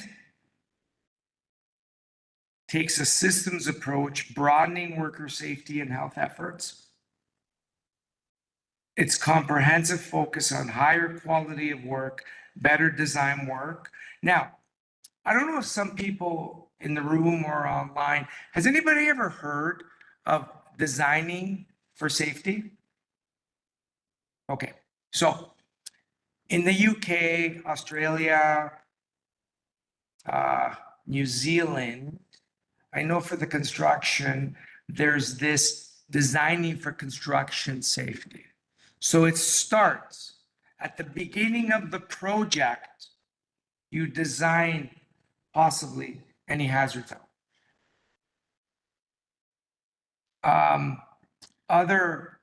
So that actually starts in the whole design, the better work design. Better work design could also be looking at materials in the build process. Also, the total worker health model views organization of work as a strong exposure opportunity. It's participatory, worker-centered, i.e., Workers' Health and Safety Committee, trades committees, health and safety reps. And by the way, our occupational health and safety system is participatory.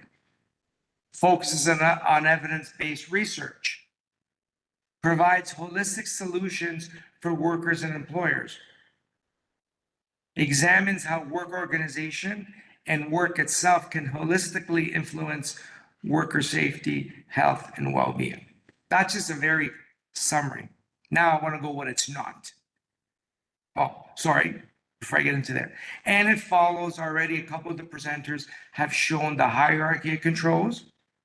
This is not new. So what it basically does, it takes the tools that we have and it just applies it to a total worker health model. Now, what it's not. Now, I know that when you hear things like this, there's already reservations that it's going to move into unintended consequences. The third bullet point, the total worker health model does not blame the worker. It's not behavioral-based safety. Critics of it say it is. It's not. They're completely two different things.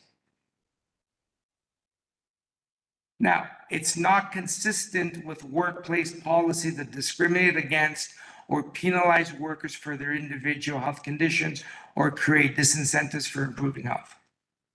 It's not a wellness or health promotion program that has been implemented without consultation from workers. The total work health model does not and will not in any way lessen the importance of rigorous regulatory workplace enforcement.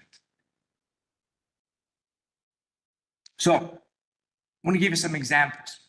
The Boilermakers Union across Canada has implemented a total worker health model in their programs.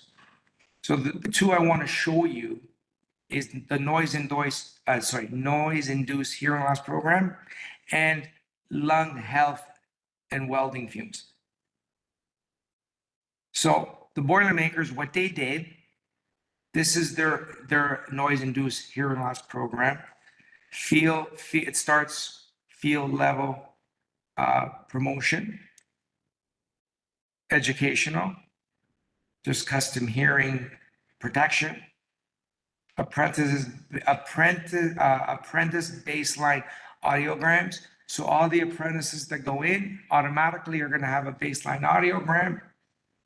And then there's audiomatic testing. This is a complete program that they've implemented across Canada to ensure that young apprentices and workers are having the best noise health they can.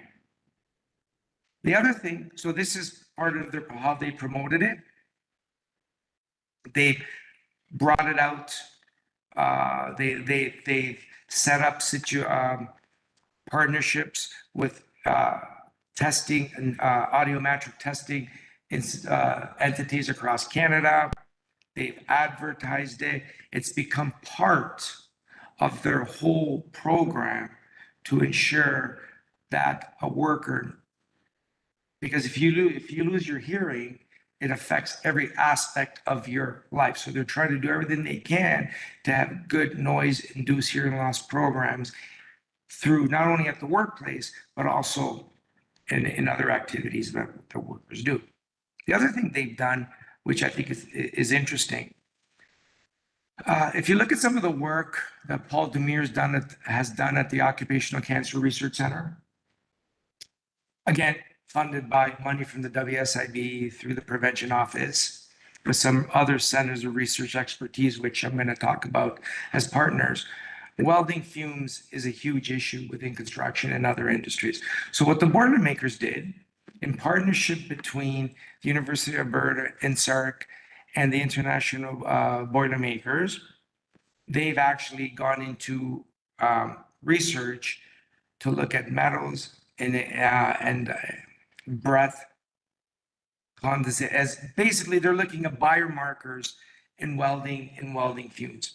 They did this again as part with the University of Alberta. This is a study they're doing, and they're specifically looking at welding fumes and exposure to their welders. So this is part of their total worker health model to get researchers and other entities involved to look at what's happening, and then as a result of the research, to put programs in place that will transcend throughout in the workplaces. Now, what partners can assist? Now, Ontario, unlike other jurisdictions, we're blessed with various partners. We have a robust health and safety system, a system that is funded through employer premiums from the Workplace Safety Insurance Board, transferred to the Ministry of Labor through the Chief Prevention Office, and we have various entities. Sadly, a lot of people don't even know the entities I'm going to show you. So here's what makes up part of our robust health and safety infrastructure. We have HSAs. We have 4 HSAs, Infrastructure, Health and Safety, that's specific to construction, Workplace Safety North, Public Service, and then we also have OHCOW and the Workers' Health and Safety Center. In addition to this, some people may not even know we have these ones. In addition, we have centers of research expertise. Centers of expert, one is in the Institute of Work and Health that just looks at all issues related to work. Occupational Cancer Research Center. We have the Center for Research Expertise in Occupational Disease. This is for non-malignant disease. So this would be for your asthmas, other respiratory. As a matter of fact, they also do some good work on HAVs, hand-arm vibration. Center for Research Expertise and Prevention of Musculoskeletal, CREA-MSD. Center for Research in Occupational Safety and Health, ROSH. A newer one, we have Work Research Institute for enhancing the prevention of injury and disability at work. We also have, so the WSIB funds all these. They fund the HSAs, they fund these centers of research expertise. Additionally, in the last 8 months, there's other entities that are being funded through other research grants or as partners that can be used as partners. The problem, here's the problem. I don't think the HSAs, other than OHCOW, and the Workers' Health and Safety Center are really act synergistically together. I don't think the various committees across Ontario, maybe Section 21 committees, don't utilize the Centers of Research Expertise. I know for a fact that the services of OHCOW have never really been part or discussions at Construction Section 21 Committee. It's pretty, if you consider 20 deaths a year, critical injuries in construction going up every year, suicides, substance use problems, and we're not as partnering with the entities that are being paid by the system to help us. Fairly problematic, don't you think? Very problematic. Now, if we do move to this idea of changing the narrative and looking at a holistic approach, I think we could start looking at factors like workloads, stress levels, co-worker interactions, because the very centers of expertise that I just showed you could help us. The work is already done. We don't have to reinvent the wheel. It's not as if we're going to create this holistic approach to safety and we have to go create these various research entities or throw money at them. We have them. We can use the work and we can bring it into the partnership.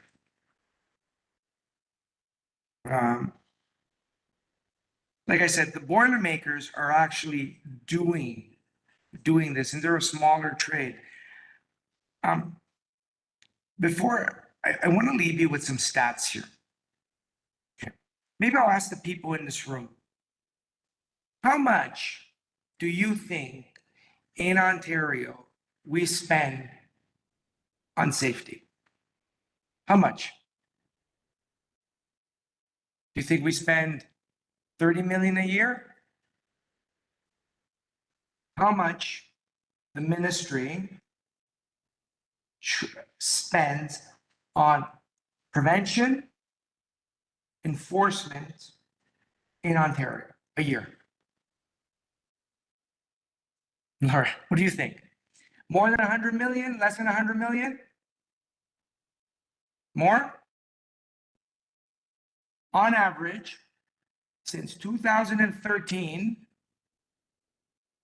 just go look at the Auditor General when she audited the Ministry of Labor program, on average $320 million a year. Okay, so let's take 2013 to 2023. It's an easy number I can do. That's around 3-point-something billion. Okay, in addition to the 3 billion, and by the way, OHCOW's been part of the 3 billion, the Workers' Health and Safety Centers budget, didn't get 3 billion bucks, but this is what they're in that budget. You fund all this, the CREs, plus we spent $3 billion a year. So we bet 3 billion over 10 years. It's more. Plus all the amount of money we've rebated to workplaces. All right. Plus the research, the monies I don't know that's going to other entities. Despite all that, you would think our outcomes are really good, right? Especially in construction. Critical injuries have gone up every single year. If you look at our 6 construction rate groups, they're fantastic in LTI injuries. But if you look at no lost time injuries, they're a disaster. Why? Because all that's happening is Carmen hurts himself. It's just put him on a modified work program and he doesn't show up as a stat. We need to start changing that perspective. We need to say, hey, it's not as though we don't spend enough money. We need to retarget this money into getting the system partners to start dealing with the big issues, substance use, mental health. Doesn't mean that we need to look at some of the research being done by the system partners, OHCOW, CREA-MSD, the Center for Disability, and say, hey, here's what we're noticing. Okay, maybe WSIB, maybe you need to go look at how you're dealing with entitlements. Why do I say that?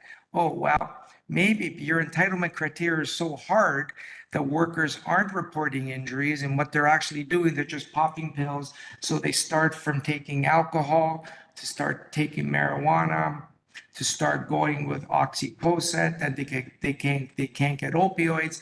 Then they go into other street drugs. Now what do you have? You develop a substance use problem, but you have a musculoskeletal problem. You have a substance use problem, and all of a sudden now you have a mental health problem. Maybe if we would have a system that would say, hey, we're looking at the whole person. Compensation is one of it. We need to look at the way the benefits are processed. We need to look at the services that are available for that person. We need to look at whether there's adequate health care. We need to look at whether should it be medication that they take or should it be physio. That starts to look at a total worker health model. And I think if we do that, we'll bring some of the substance use and mental health issues down. Okay. I mean, this is the kind of things I would like people to start stimulating in your discussions.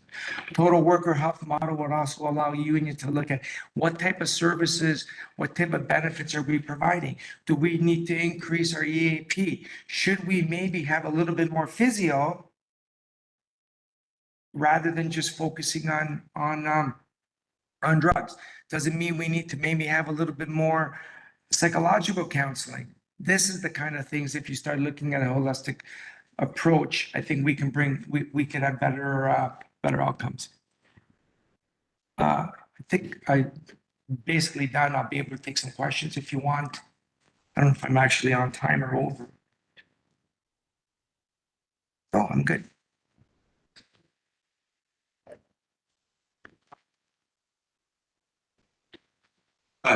Great talk, thank you. Oh, it's online. Oh, it's like God just spoke to me. Yeah. One aspect of all this that we're speaking about, I find you didn't brush on very much is the importance of the training especially with the apprentices. I was at Algonquin College. We deliver most of the training to the apprentice programs here in Ottawa area to the different trades. Yeah. And I see going in and seeing the lack of health and safety that we're instilling into our youngest members. We got to get these good habits instilled before the bad ones set in. Bond cars in the auto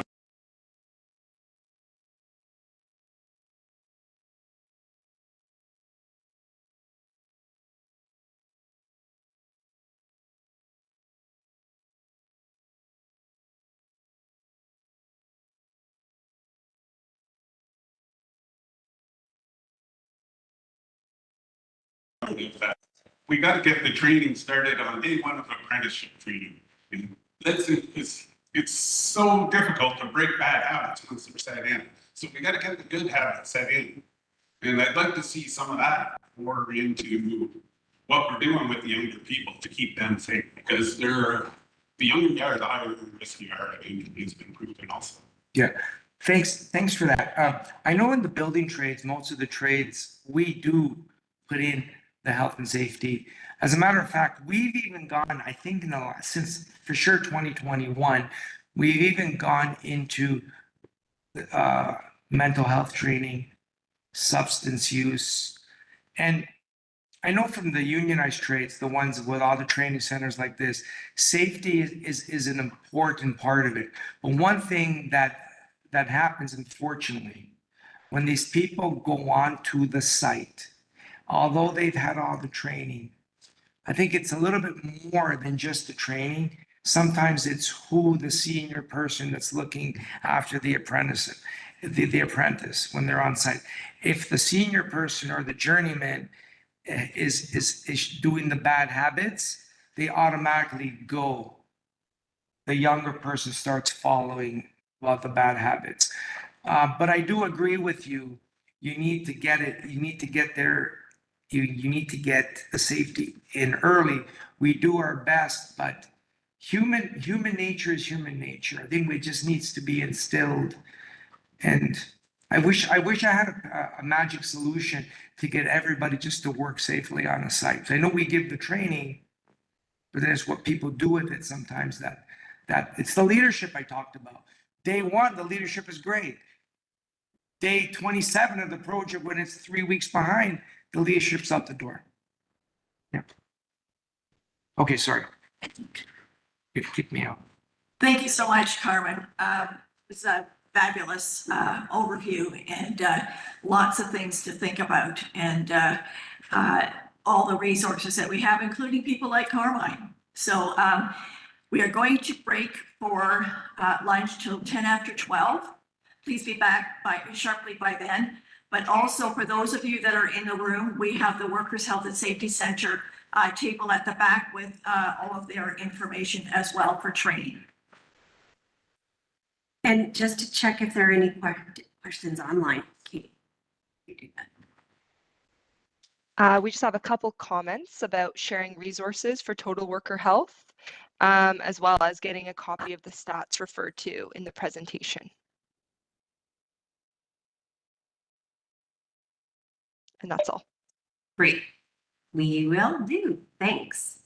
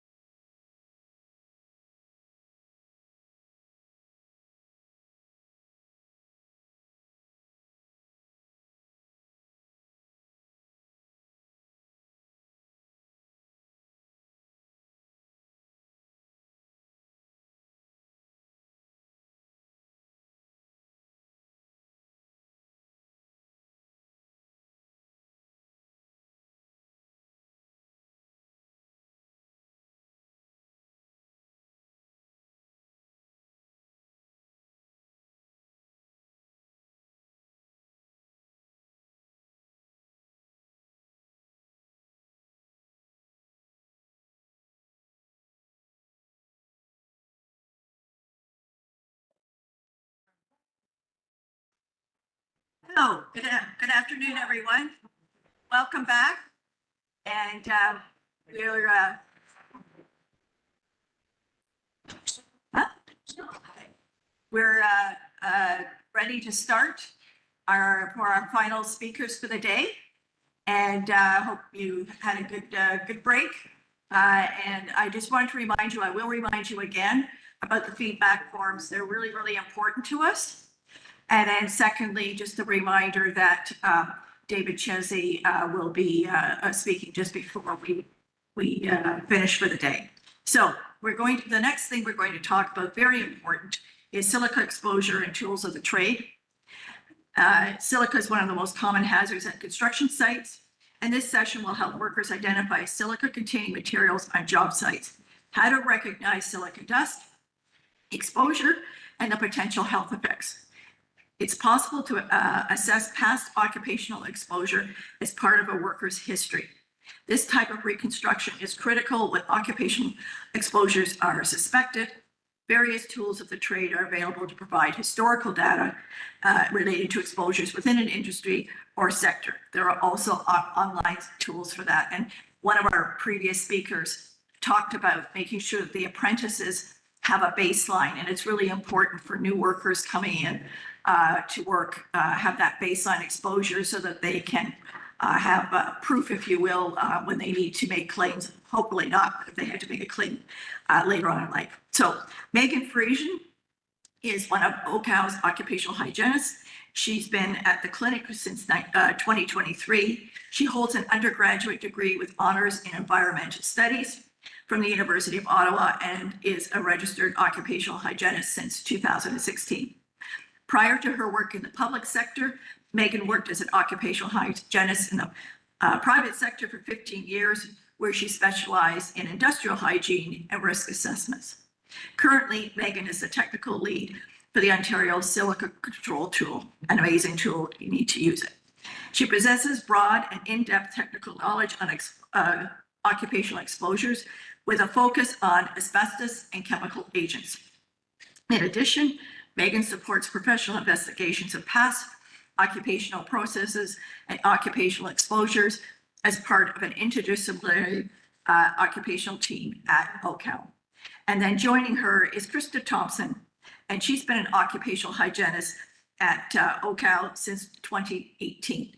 She has a master's degree in occupational and environmental health from the University of Toronto and has been a registered occupational hygienist since 2010 and a Canadian registered safety professional since 2017. Prior to joining OHCOW, Krista was in consulting and has experience in healthcare and the chemical, pharmaceutical, oil, and gas industries. She's an experienced speaker in the occupational hygiene field, most recently speaking.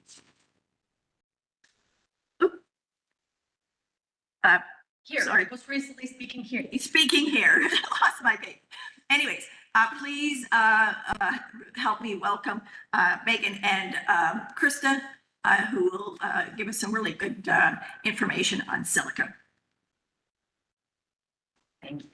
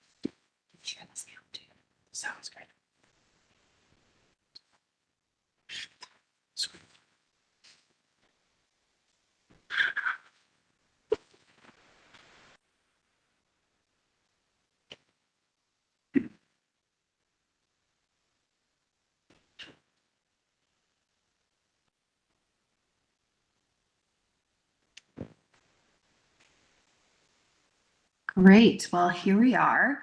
Thank you for that lovely introduction, Laura. That was well appreciated. And I'll give it a second. I'll make sure that Kate online, if you can see my slides and you can hear me loud and clear, I will. Yes. Great. I'll assume everything is good to go.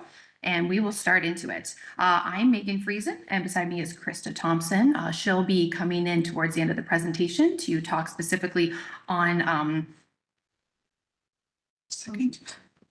I'm just trying to get to the next. There we go. On silica exposures in the past, and I'll be presenting on the other section. So presentation overview will give you a bit of a run through, another short introduction to what is silica, where is it found, what is a silica containing material. Then we'll look at how silica exposures occur. Silica itself isn't inherently dangerous. It's really the exposures that can occur at a job site or at a work site. And then we'll end with tools of the trade. So once we present you with all the scary facts, then we're going to give you solutions, tangible, usable, online, web-based solutions on how to control silica exposure. So a quick review. What is silica? Well, it is considered one of the most common minerals making up the Earth's crust. It's more commonly known as quartz. So when you hear the word or you hear about the ore or the rock known as quartz, that is silica. Silica quartz is one of the most common minerals on Earth. It is a major component naturally occurring in sand, rock, and mineral ores. And as kind of a fun fact, there are two types of silica. There's a crystalline form and a non-crystalline form. The way to go from one form to the other is by means of high heat. A perfect example of this would be, for example, glass blowing. So when silica sand is used as when silica sand is used as an input material to creating glass works, that sand is heated to a molten temperature and then it is controlled and quickly cooled to create beautiful glass. And by doing that, what was once a crystalline silica product now becomes an amorphous product. And the reason for the distinction between the two is because the crystalline silica form is known to be more dangerous and more hazardous to our health. And so for the rest of the presentation, we will be focusing on the crystalline form of silica. So where is silica found? And I'll ask a rhetorical question no one needs to shout it out unless you want to, but of all these materials on the board, they all do contain silica, but in what form and also in what percentage? And I won't make you wait in suspense for too long because I have the answers to that. Brick can contain up to 30% silica. When it comes to gravel and stone, I'm going to leave asphalt out of the mix at this point, but it will depend on the ore. It could be 10%, it could be 20%, it could be 40%. Concrete and concrete masonry structures like concrete blocks, depending on the mix, it can contain up to 50 or 60% silica. Mortar can contain up to 70% silica, actually. That's one of our higher content materials. Shifting over to artificial stone, also known as engineered stone, something that was, I believe, was originally created in the 90s, and now we see it very commonly throughout kitchen countertops and bathroom vanities. It's a manufactured product made by mixing polymer resins with high concentrations of silica, colors and pigments to kind of give it a nice look. And then it's pressed and manufactured into a product. And that can contain upwards of 95 or even 90% silica by percentage weight. Abrasives and cleaners, if workers are sandblasting, if they're using silica as their material, then it is effectively 100% silica content. Granite, also used for countertops and for bathroom vanities, naturally occurring stone, anywhere from 40 to 60% silica. And ceramic tiles, anywhere from 20 to 30% silica. Just to give you that context of these products are common. We have them in our homes and on construction sites. They're being installed. They're in new construction. They're in old construction. They're being demolished. They're being removed. They're being renovated. And these are all have the potential for exposures.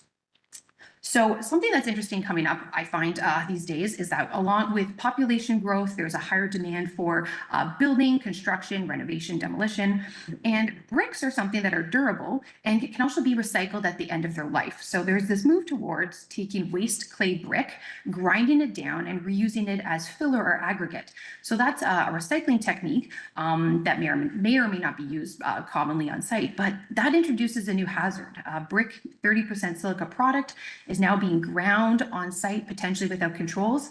Workers can be exposed. Or what about asphalt? Also, asphalt, quite expensive. Roads are constantly needing to be repaved and scraped down and rebuilt. And there is also seems to be a move towards milling that old asphalt and recycling it and adding binders and aggregate and also a stabilizing agent to then remake new asphalt from partially recycled asphalt. And grinding or milling that asphalt can really put workers at risk. So depending on what they're doing on a site, if they're installing new product or trying to recycle old product, there can be exposures. So in terms of respirable crystalline silica, so why are we talking about respirable? Well, respirable is a size fraction that is small enough to reach the alveoli, which are the tiny sacs of at the end of your bronchioles within your lungs. So your respiratory system, as displayed here, it goes from large down to very, very small. As we know, our lungs contain huge amounts of surface, all concentrated and folded on itself to be compact and stay within our chest cavity. So what happens with the respirable silica is that it's so small and it is so fine that it can penetrate deep within the bronchioles and hitting those alveoli, which then react because they don't like this nuisance dust coming at it. And it will start to form nodules or scarring as that silica dust reaches it. So over time, there's an increased amount of scars or nodules that are forming, and this can lead to lung damage, shortness of breath. The lung tissue itself becomes less elastic, and we need our lungs to be able to inhale, and as we exhale, moves a lot like a balloon. So the reality is that when the lung is compromised, it really can affect the entire body. And so here's a video. It's only 2 minutes long, created by WorkSafe BC, that really will depict the visualization of what I just described.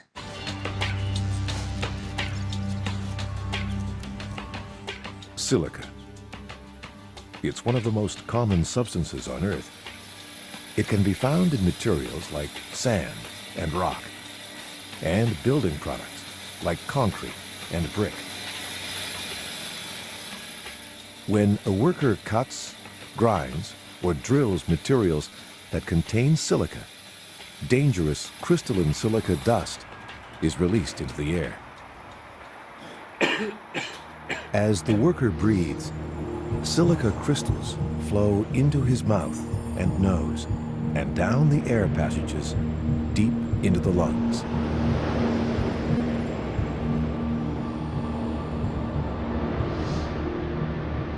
The tiny crystals enter the small, fragile air sacs, where oxygen is absorbed into the blood.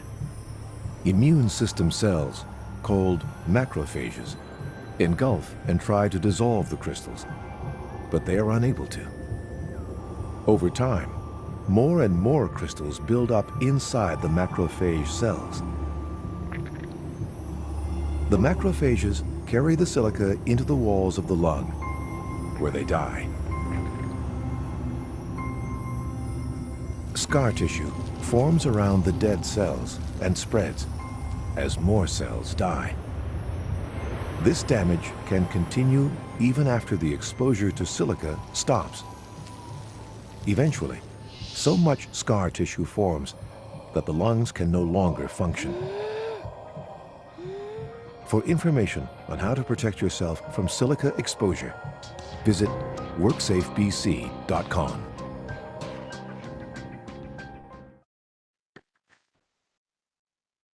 So as we saw in that video, what I described in words prior to this slide, it's a really good video. It really drives the point home on how silica dust damages our lungs. So let's move on to how silica exposures occur. And you're going to see quite a big push on construction type activities. And the reason for that is the construction industry, especially in Ontario, accounts for between 50 and 60% of workers exposed to silica dust, just simply due to activities being done in construction sites. So these exposures occur when the crystalline silica dust is produced when a silica containing material is damaged, whether it's being, there's digging and blasting occurring, if it's polishing, cutting, grinding, coring, scarring, carving, breaking, or sawing. These are all activities that will create some level of dust, some more than others, and that can lead to exposure to that worker or workers that are nearby, adjacent workers.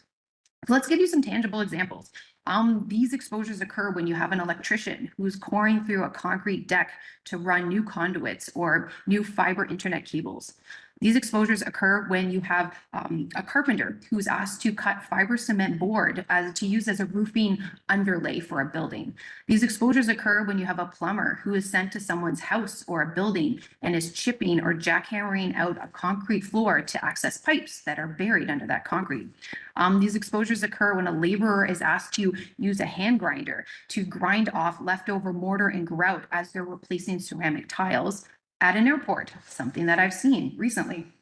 And keeping in mind that often we will see dust is people rely on that visual aspect of seeing the dust to then be aware of the dust. But because silica is so dangerous in a very small respirable fraction, that respirable fraction is technically invisible. So by the time you are seeing even a little bit of a dust, there is that potential for the worker to have already been overexposed to silica.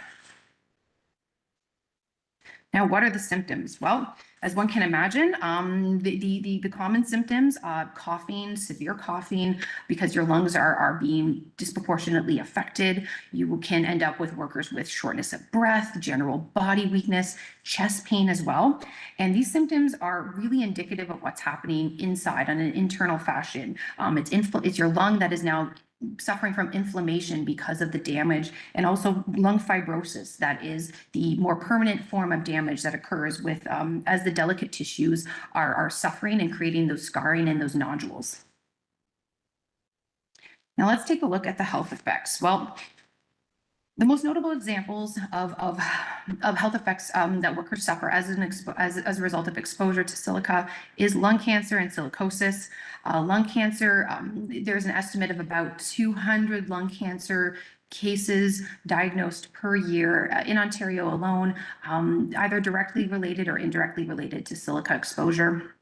Silicosis, its name is taken directly from the word silica because it is an incurable lung disease characterized by the progressive scarring, thickening, and the hardening of the lung. It's marked by shortness of breath and impaired lung function, and there are different grades of, I'll say, silicosis. There is chronic silicosis has been more typical in the past. It occurs 10, 15, 20 years after initial exposure, and then that worker works in an industry where they're exposed often on a daily basis, and it becomes a long latency type of illness diagnosis. However, acute silicosis can occur in a much shorter time period, sometimes even as little as a few months, if we're talking about very high exposures that worker is suffering, and they can be diagnosed fairly quickly as a result.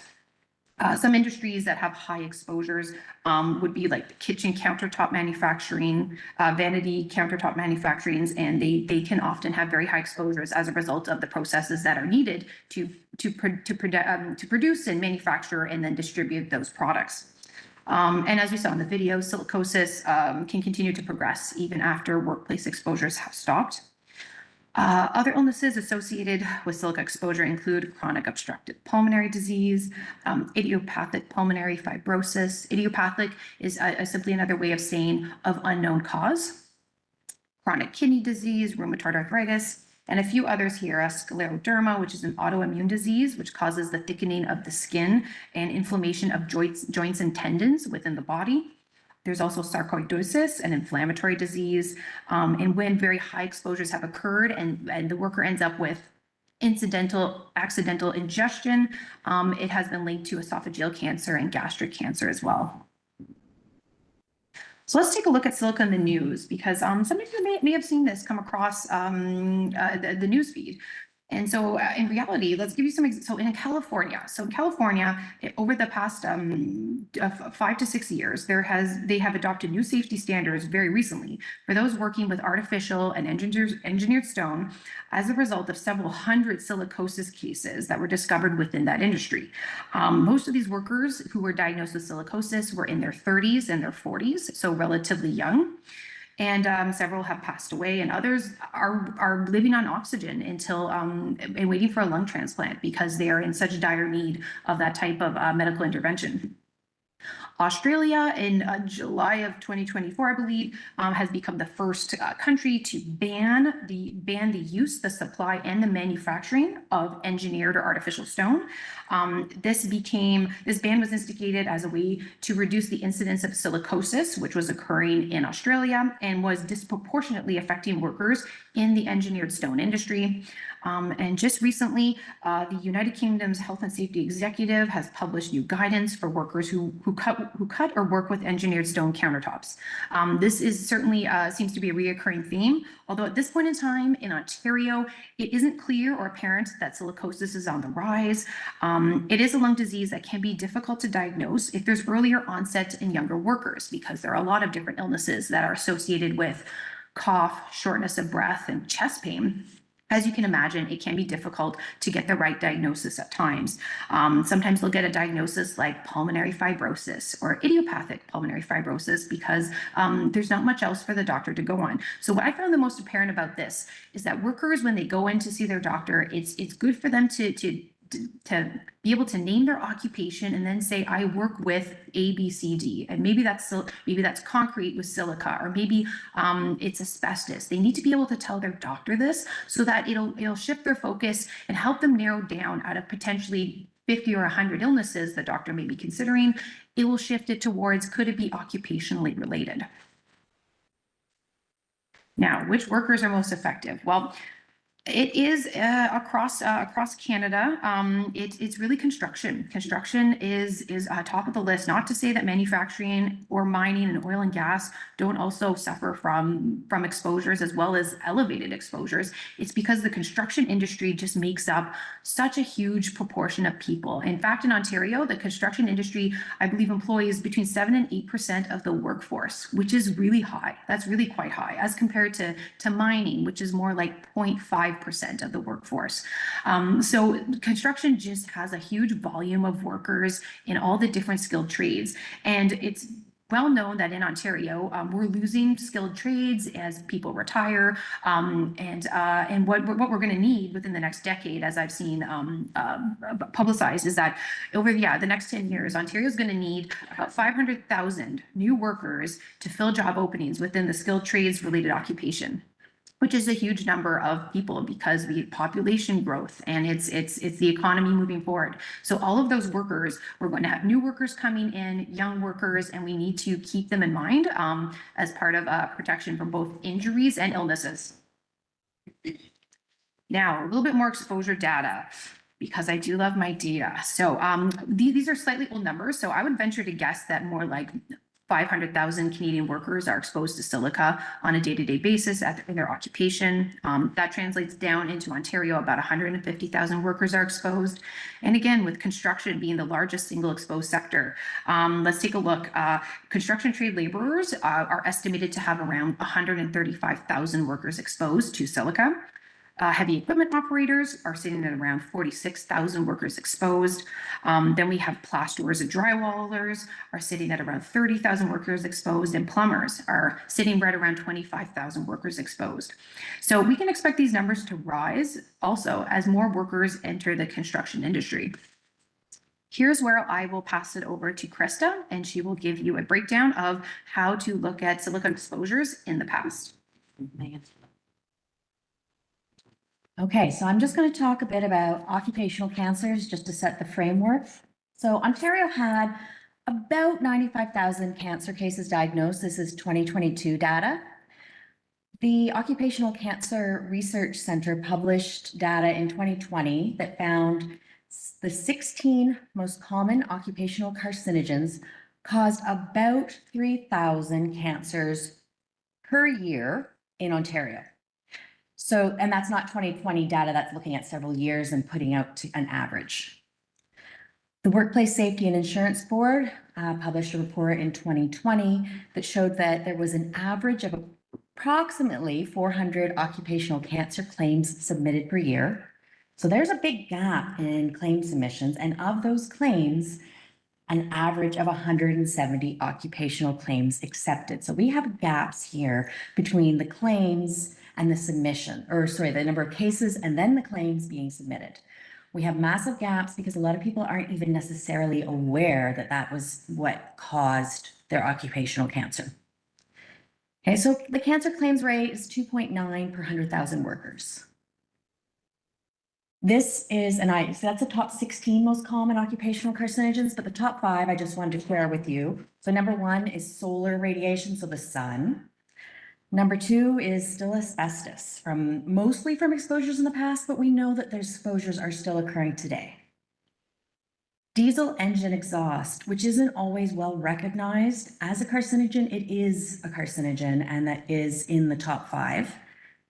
Silica, respirable crystalline silica is in that top 5 list. And then rounding out the top 5, we have welding fumes. So we have a lot of cancer exposures in Ontario, a lot of occupational cancers, and a lot of occupational diseases. So how would someone like Megan or myself, as an occupational hygienist, look at someone's past exposures? We're going to start with finding out a worker's job titles and the dates. When a worker comes to OHCOW, hopefully we do get a chance to interview the worker. Sometimes it is the family coming to us because their family member is too ill, or very sadly, sometimes they're already deceased. So in those cases, we might talk to the family members. We might even find some retired coworkers. We'll find out what the jobs were and the approximate time periods they held those jobs. When we're lucky, we look at past job descriptions. The reason we want past job descriptions is jobs change over time. So we want to look at how was this job defined in the past. And there are sometimes cases where we can find these. Unions are a fabulous resource for this because unions will often save past job descriptions every 5 or 10 years. And then they can hand them to us and say, this is what the job description was. You know, the worker worked from 1970 onwards and we have a job description from 1980. That's going to be a better job description than a 2025 one.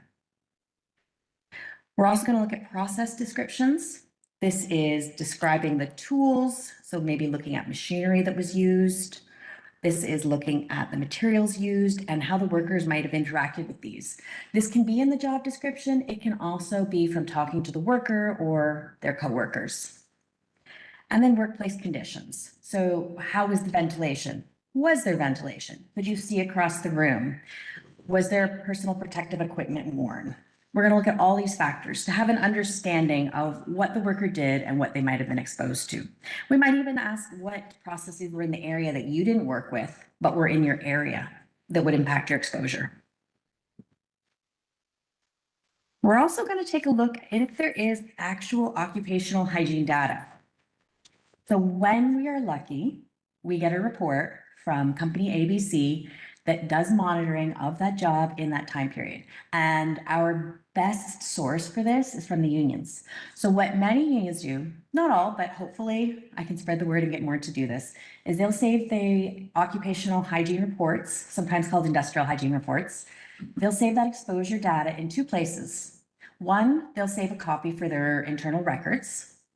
And 2, they'll log it in the Joint Health and Safety Committee minutes. Those are 2 great spots where we have found past occupational hygiene reports. So that will tell us, okay, Joe worked in this department. Here's the monitoring from this department in the same time frame. Great. That's wonderful. That doesn't happen as often as we'd like, but it sure is nice when it happens. So we'll also take a look at other sources. So there are a couple of Ontario specific databases of ministry produced occupational hygiene data. We will look there. We'll also look at the peer-reviewed published hygiene literature. So by peer-reviewed, we mean things that have been put in scientific journals. So some of the journals that we really like are the American Journal of Industrial Medicine, the Journal of Occupational and Environmental Hygiene, the International Journal of Occupational and Environmental Health, but there's a number of others we'll take a look at. Okay, so this is data that's been validated by scientists that tells us a welder working in the 1970s in oil and gas might have had this range of exposures. And we will acknowledge it may not be exactly what our workers' exposures were, but it's the same time frame, it's the same job description, it's probably close. Then our final source that we look at are white papers. So these are things that have been published by NIOSH, IRSST, WorkSafe BC. There's a number of places. Europe has a lot of things published. So they're not independently validated by a peer review process, but they're reputable organizations that are publishing very good data. This is where we look at to find out what this welder's exposures or whatever the job description is might have been in the past. And we can usually find data between one or all of these sources. Obviously, the top one, sort of our top tier, but we will use whatever we can. I think we're kind of like detectives in that way, trying to find these exposures in the past. So I just wanted to briefly do a quick case study looking at silicosis and chronic obstructive pulmonary disorder, or COPD. So this is a case study of a worker. We're going to call the worker Sam. He was diagnosed with silicosis and COPD. So we took a look at when he worked. He worked from 1970 to 2010. He worked as an equipment operator for 10 of those years, and he worked as a miner for 30 years. We found that his exposures, based on his job descriptions and the tasks he had, resulted in exposures to wood dust, respirable dust, nickel, respirable crystalline silica, diesel exhaust, among many other things. But these are what we focused on because these are the ones that have exposures that are associated with increased risk of his diseases. So it is I mean, Megan talked about silica and silicosis. That's a causal relationship, boom, right there. But for COPD, it's a little more complex because there isn't the same causation relationship, but what there is in the literature are statistically significant, so that means scientists trust it, increased risks of COPD for individuals with respirable crystalline silica and wood dust. So when previously a claim might look at just the respirable crystalline silica and find that exposure to silica that Sam had is not enough to increase the risk of COPD based on epidemiology data. But when you add in the wood dust, right, you have to look at all the exposures together because your body is not going to process, oh, silica, it hurts our lungs, but don't worry about it, the other things that hurt our lungs, because we're going to compartmentalize wood dust. Our body doesn't work that way. Our body is a whole system. It processes all the things that hurt our lungs, processes them together. So we're going to add up that exposure to the respirable crystalline silica and wood dust. Based on that, we found that the combined risk is higher than was initially thought. So we submitted information to support that claim. And for those of you who know how OHCOW works, we produce a report discussing the risks, discussing the increased risk factors, and demonstrating how we've calculated that to support whether it's an appeal or going to WSIAT. I'm going to turn it back over to Megan now.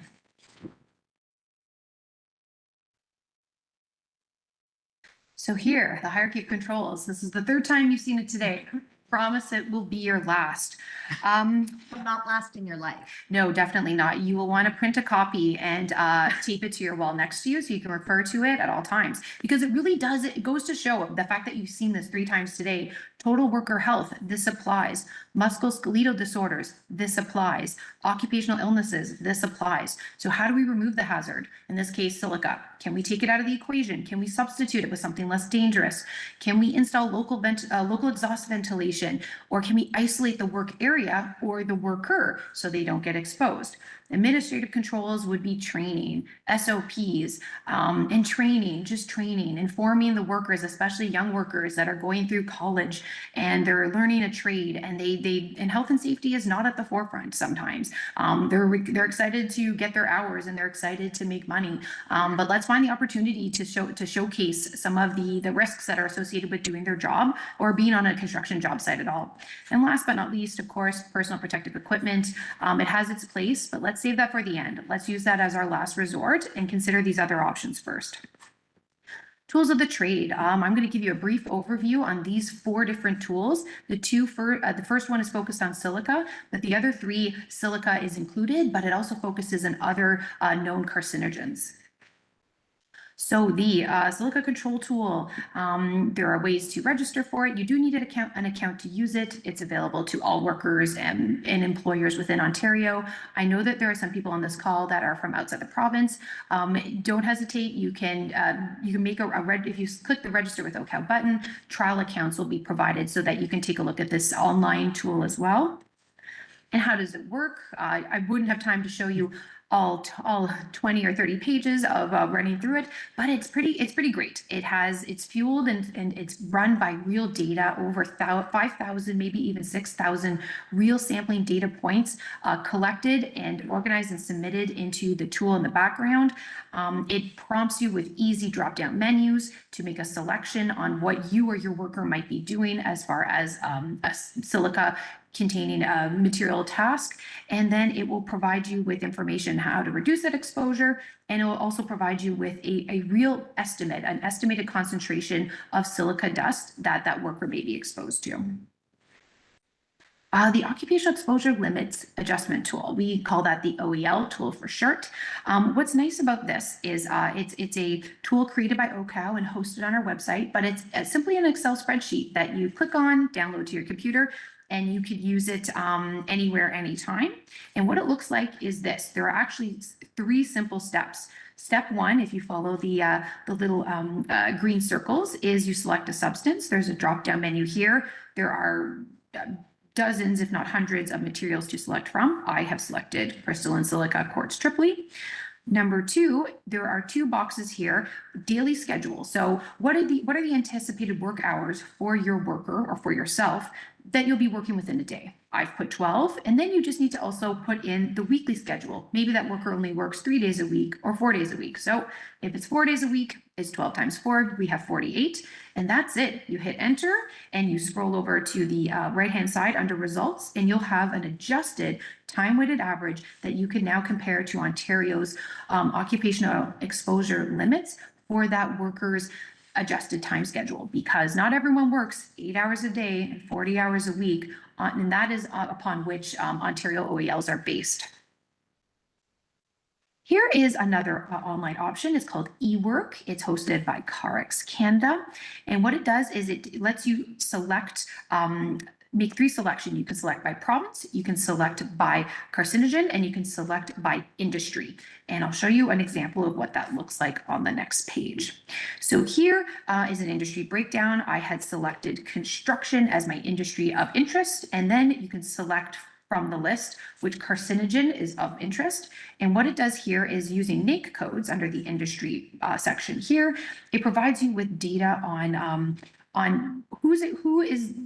which workers are the most exposed by total numbers, male, female, and also exposure level. So looking at building finishing contractors, we have a total number. And if it's of interest, also how many are exposed to low concentrations, moderate, or high concentrations. And what I find interesting here, and it's not a surprise in the construction industry, high exposures are occurring. Some moderate, few moderate, and a few low, but really it's high exposures tend to be the norm. And you can scroll down here and look at the other trades within this industry, and it'll provide you with the numbers as per the database.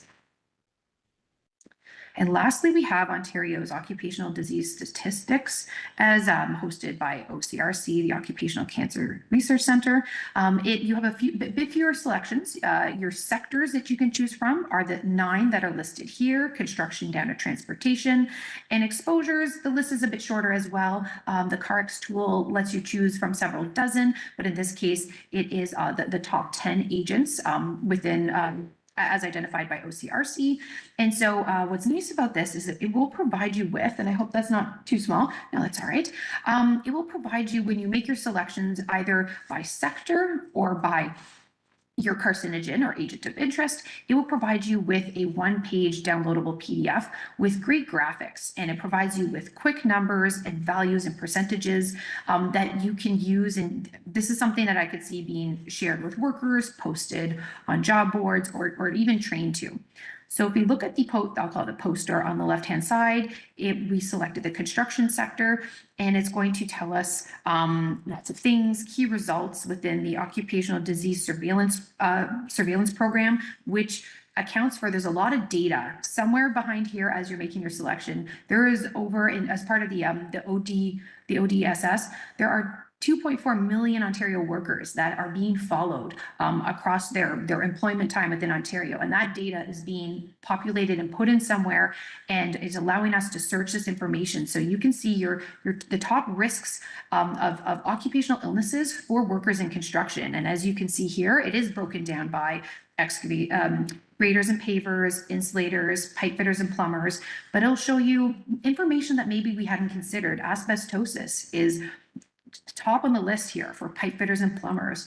That doesn't surprise me, but it may surprise someone who's trying to do some risk assessment planning for the plumbing trade that they're working within. And on the right-hand side, we have what a poster looks like if you select silica or one of the carcinogens. And so it provides you with, under key results, again, it is grouped by types of industry, but mining, you have silicosis right at the top of that list, followed closely by idiopathic pulmonary fibrosis, COPD, and lung cancer. Not a surprise to anyone, but when it comes to silica exposure, it gives you groupings here, then iron foundries, metal processing, and then the construction trade. So what is great about this is that there's a ton of data in here, not that we can see it, but it's in the background running, and it can give you that opportunity to learn something quickly and relatively easily about different trades and different sectors within Ontario and what their top occupational illness risks really are. So that was good timing, and now I will open it for questions.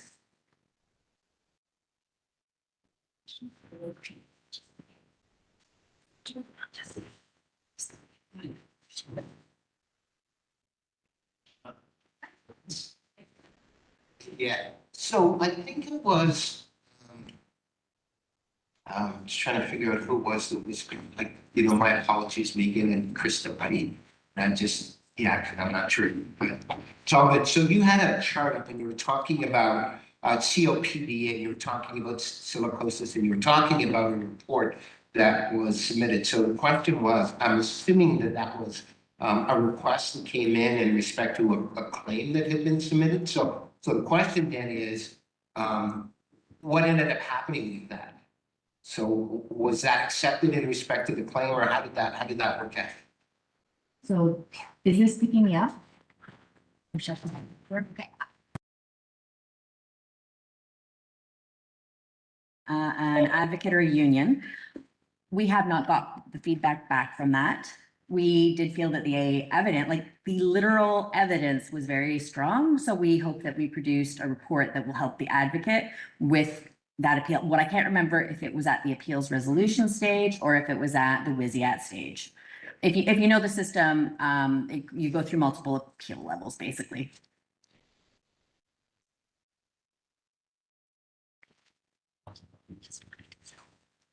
Okay. I'm wondering what's in it. How do you dispose of silica sand? Like I had a large bag with my garage 25 years ago. I used to sandblast trailer frames.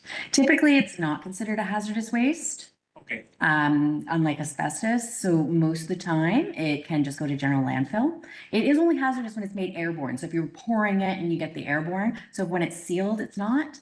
Best place to find that out is to just check with your municipality. Sure. If they accept silica, but generally it's not hazardous. I knew it was dangerous in some places. That's why it's. Yes, so when you make it, so when you go to pour it, if you're not wearing a respirator, you might get a short term but very, very high exposure.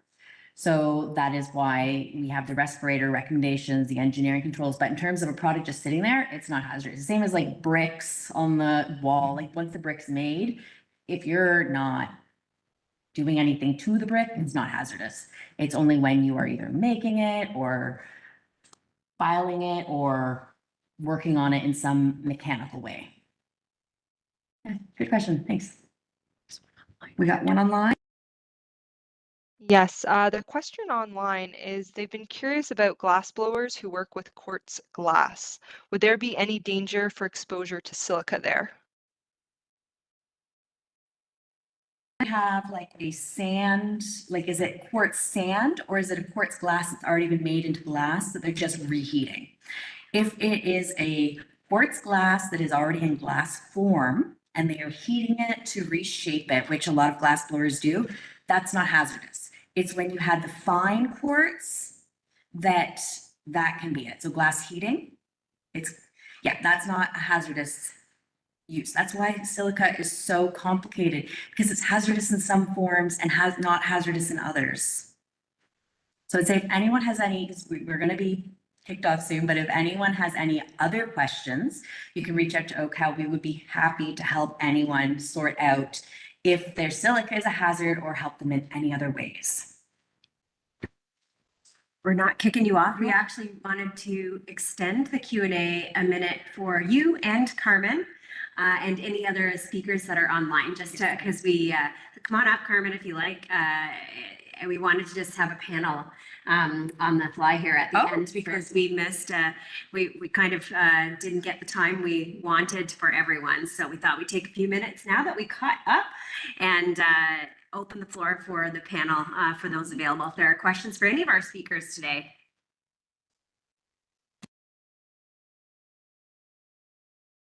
We do have another one online. Is the Silica tool a task-based calculator, or can it be used for a specific silica generating process? It is both, because the way that it calculates, it creates an estimated exposure concentration, is it will ask you task-based questions. There are 7 drop-down menus, so it's going to prompt you with templated examples that can be used. There are 15 different silica containing materials on the list, and then it'll ask you, how is it being done? Are you coring, grinding, scarifying the concrete? What tool are you using? And then for how long are you doing the work? And also, is it indoor, outdoor, or within a restricted work area? And it'll provide you with that estimated concentration based on actual data that's been collected in that exact scenario. I hope that I answered that question.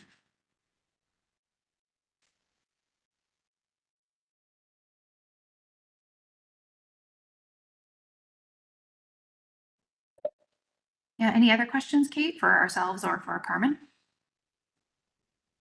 There's none currently. If anybody has any other questions, please put them into the chat and our speakers can answer them for you.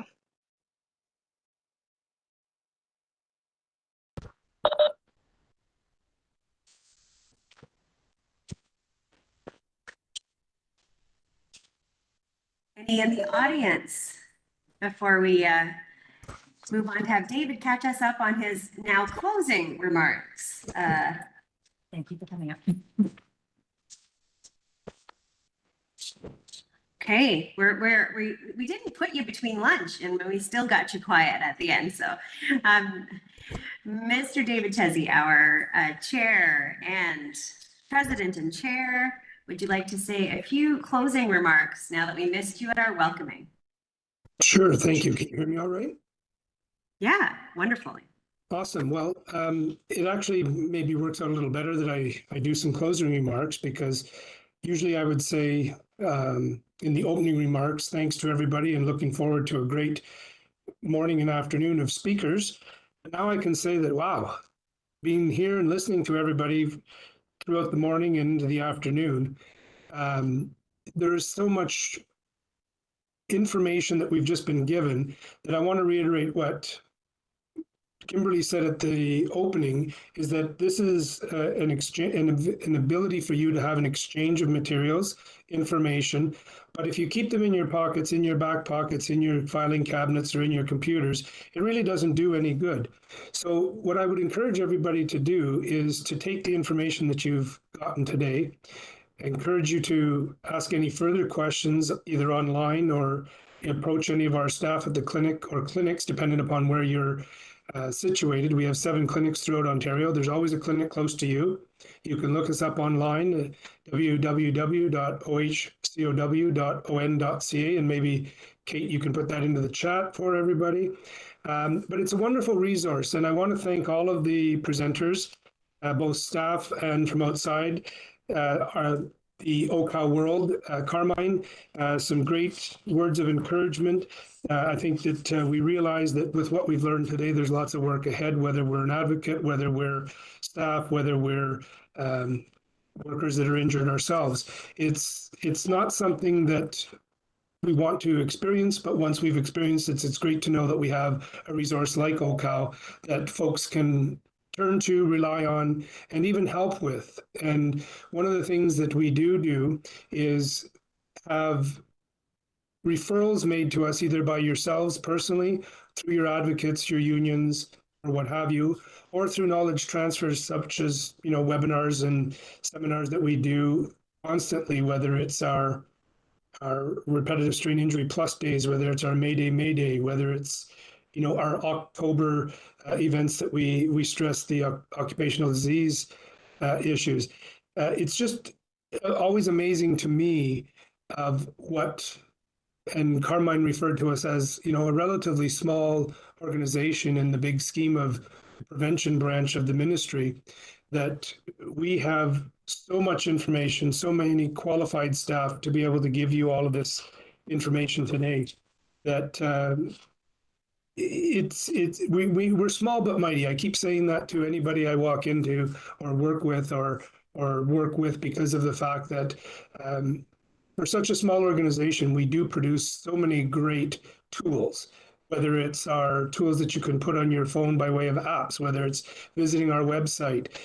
There's no way in half your lifetime you could probably read everything that's on and review everything and view everything that's on our website, but I do encourage you to go to that website.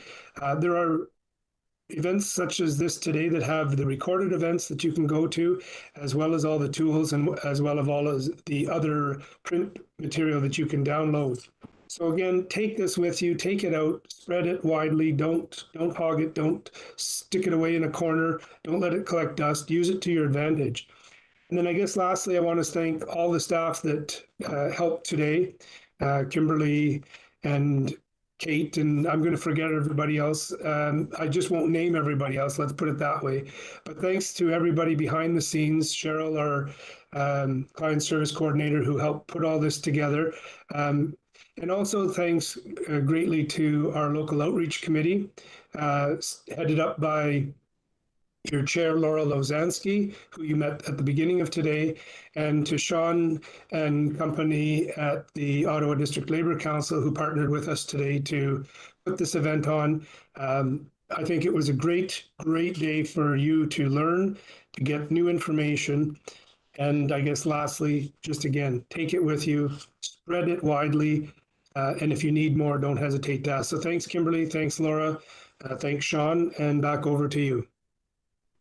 Thank you, David. And I just have one administrative item and handing it over to Sean and Laura to close us out here today.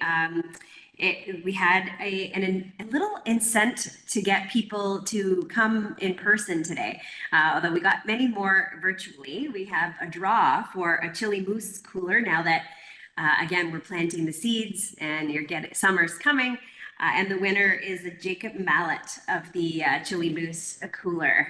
So I just wanted to mention that.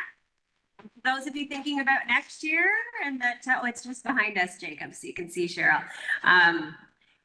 For those of you thinking about next year, you might want to come in person for the special prize. So I'll hand it over to Sean and Laura now with great thanks.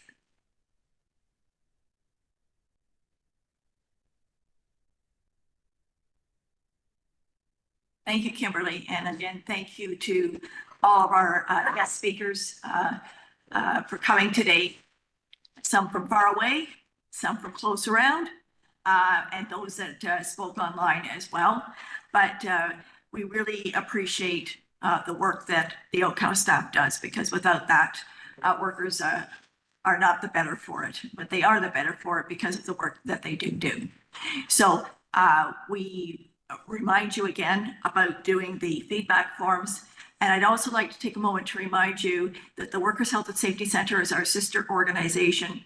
They do the training. So the things that you learned about today, they have a course for each one of those hazards spoken about today. Please reach out to, in your region, to your local Workers' Health and Safety Center rep and have that training done. And again, thank you. And I'd like to thank Sean and the Ottawa District Labour Council and all of our team that helped put this on together through the LOC. Sean? You can stay there. Okay. We're both there. Okay. So thank you, Laura, and thank you to everybody online, and thank you to everybody that's in the audience here that have participated. Part of what we use this for, the closing, is to talk about very briefly the importance of April 28th, the day of mourning, and encourage participation. Again, those that are online, those that are here to participate in your respective areas. Labor councils primarily are the focal point in respect to the ceremonies that are taking place. You know, our event starts at 12:30. It's not a long event. It's one of the largest in the country. Sometimes we attract up to about 500 people at our event. Last year, we had the mother of a kid who was 20. And so in April 28, 2024, the mother of a kid who was 20 who got electrocuted the year before, trimming a hedge. And so she came, and her husband was there, and they have another son as well who was there. Jennifer Chenier is the mother's name, and very passionate. And I got to know her really, really well. Now, the interesting thing about that, why I flag it, is because last year the police laid a charge of criminal negligence causing death against the supervisor of a company called Best Green Hedges here in Ottawa, and it was the first such charge in Eastern Ontario that had ever taken place, of course, as a result of Westray, and David Meinzinger from the Steelworkers is here today, and we're talking about it earlier on, the importance of Westray. So again, I can't flag enough the importance of the day of mourning. It's a shame that we have to have a day like that to remember those workers who were killed and injured, and all of us that are participating here will go through it in one way or another. And that is, we'll talk about the 1,000 or so workers that have died as a direct result of the workplace over the last year, and how we hope things are going to get better. But it's through organizations like OHCOW and the individuals, the passionate individuals that are involved in OHCOW and other health and safety organizations that we hope one day that maybe we won't have so many worker fatalities and injuries across this great country of ours. So thank you, everybody.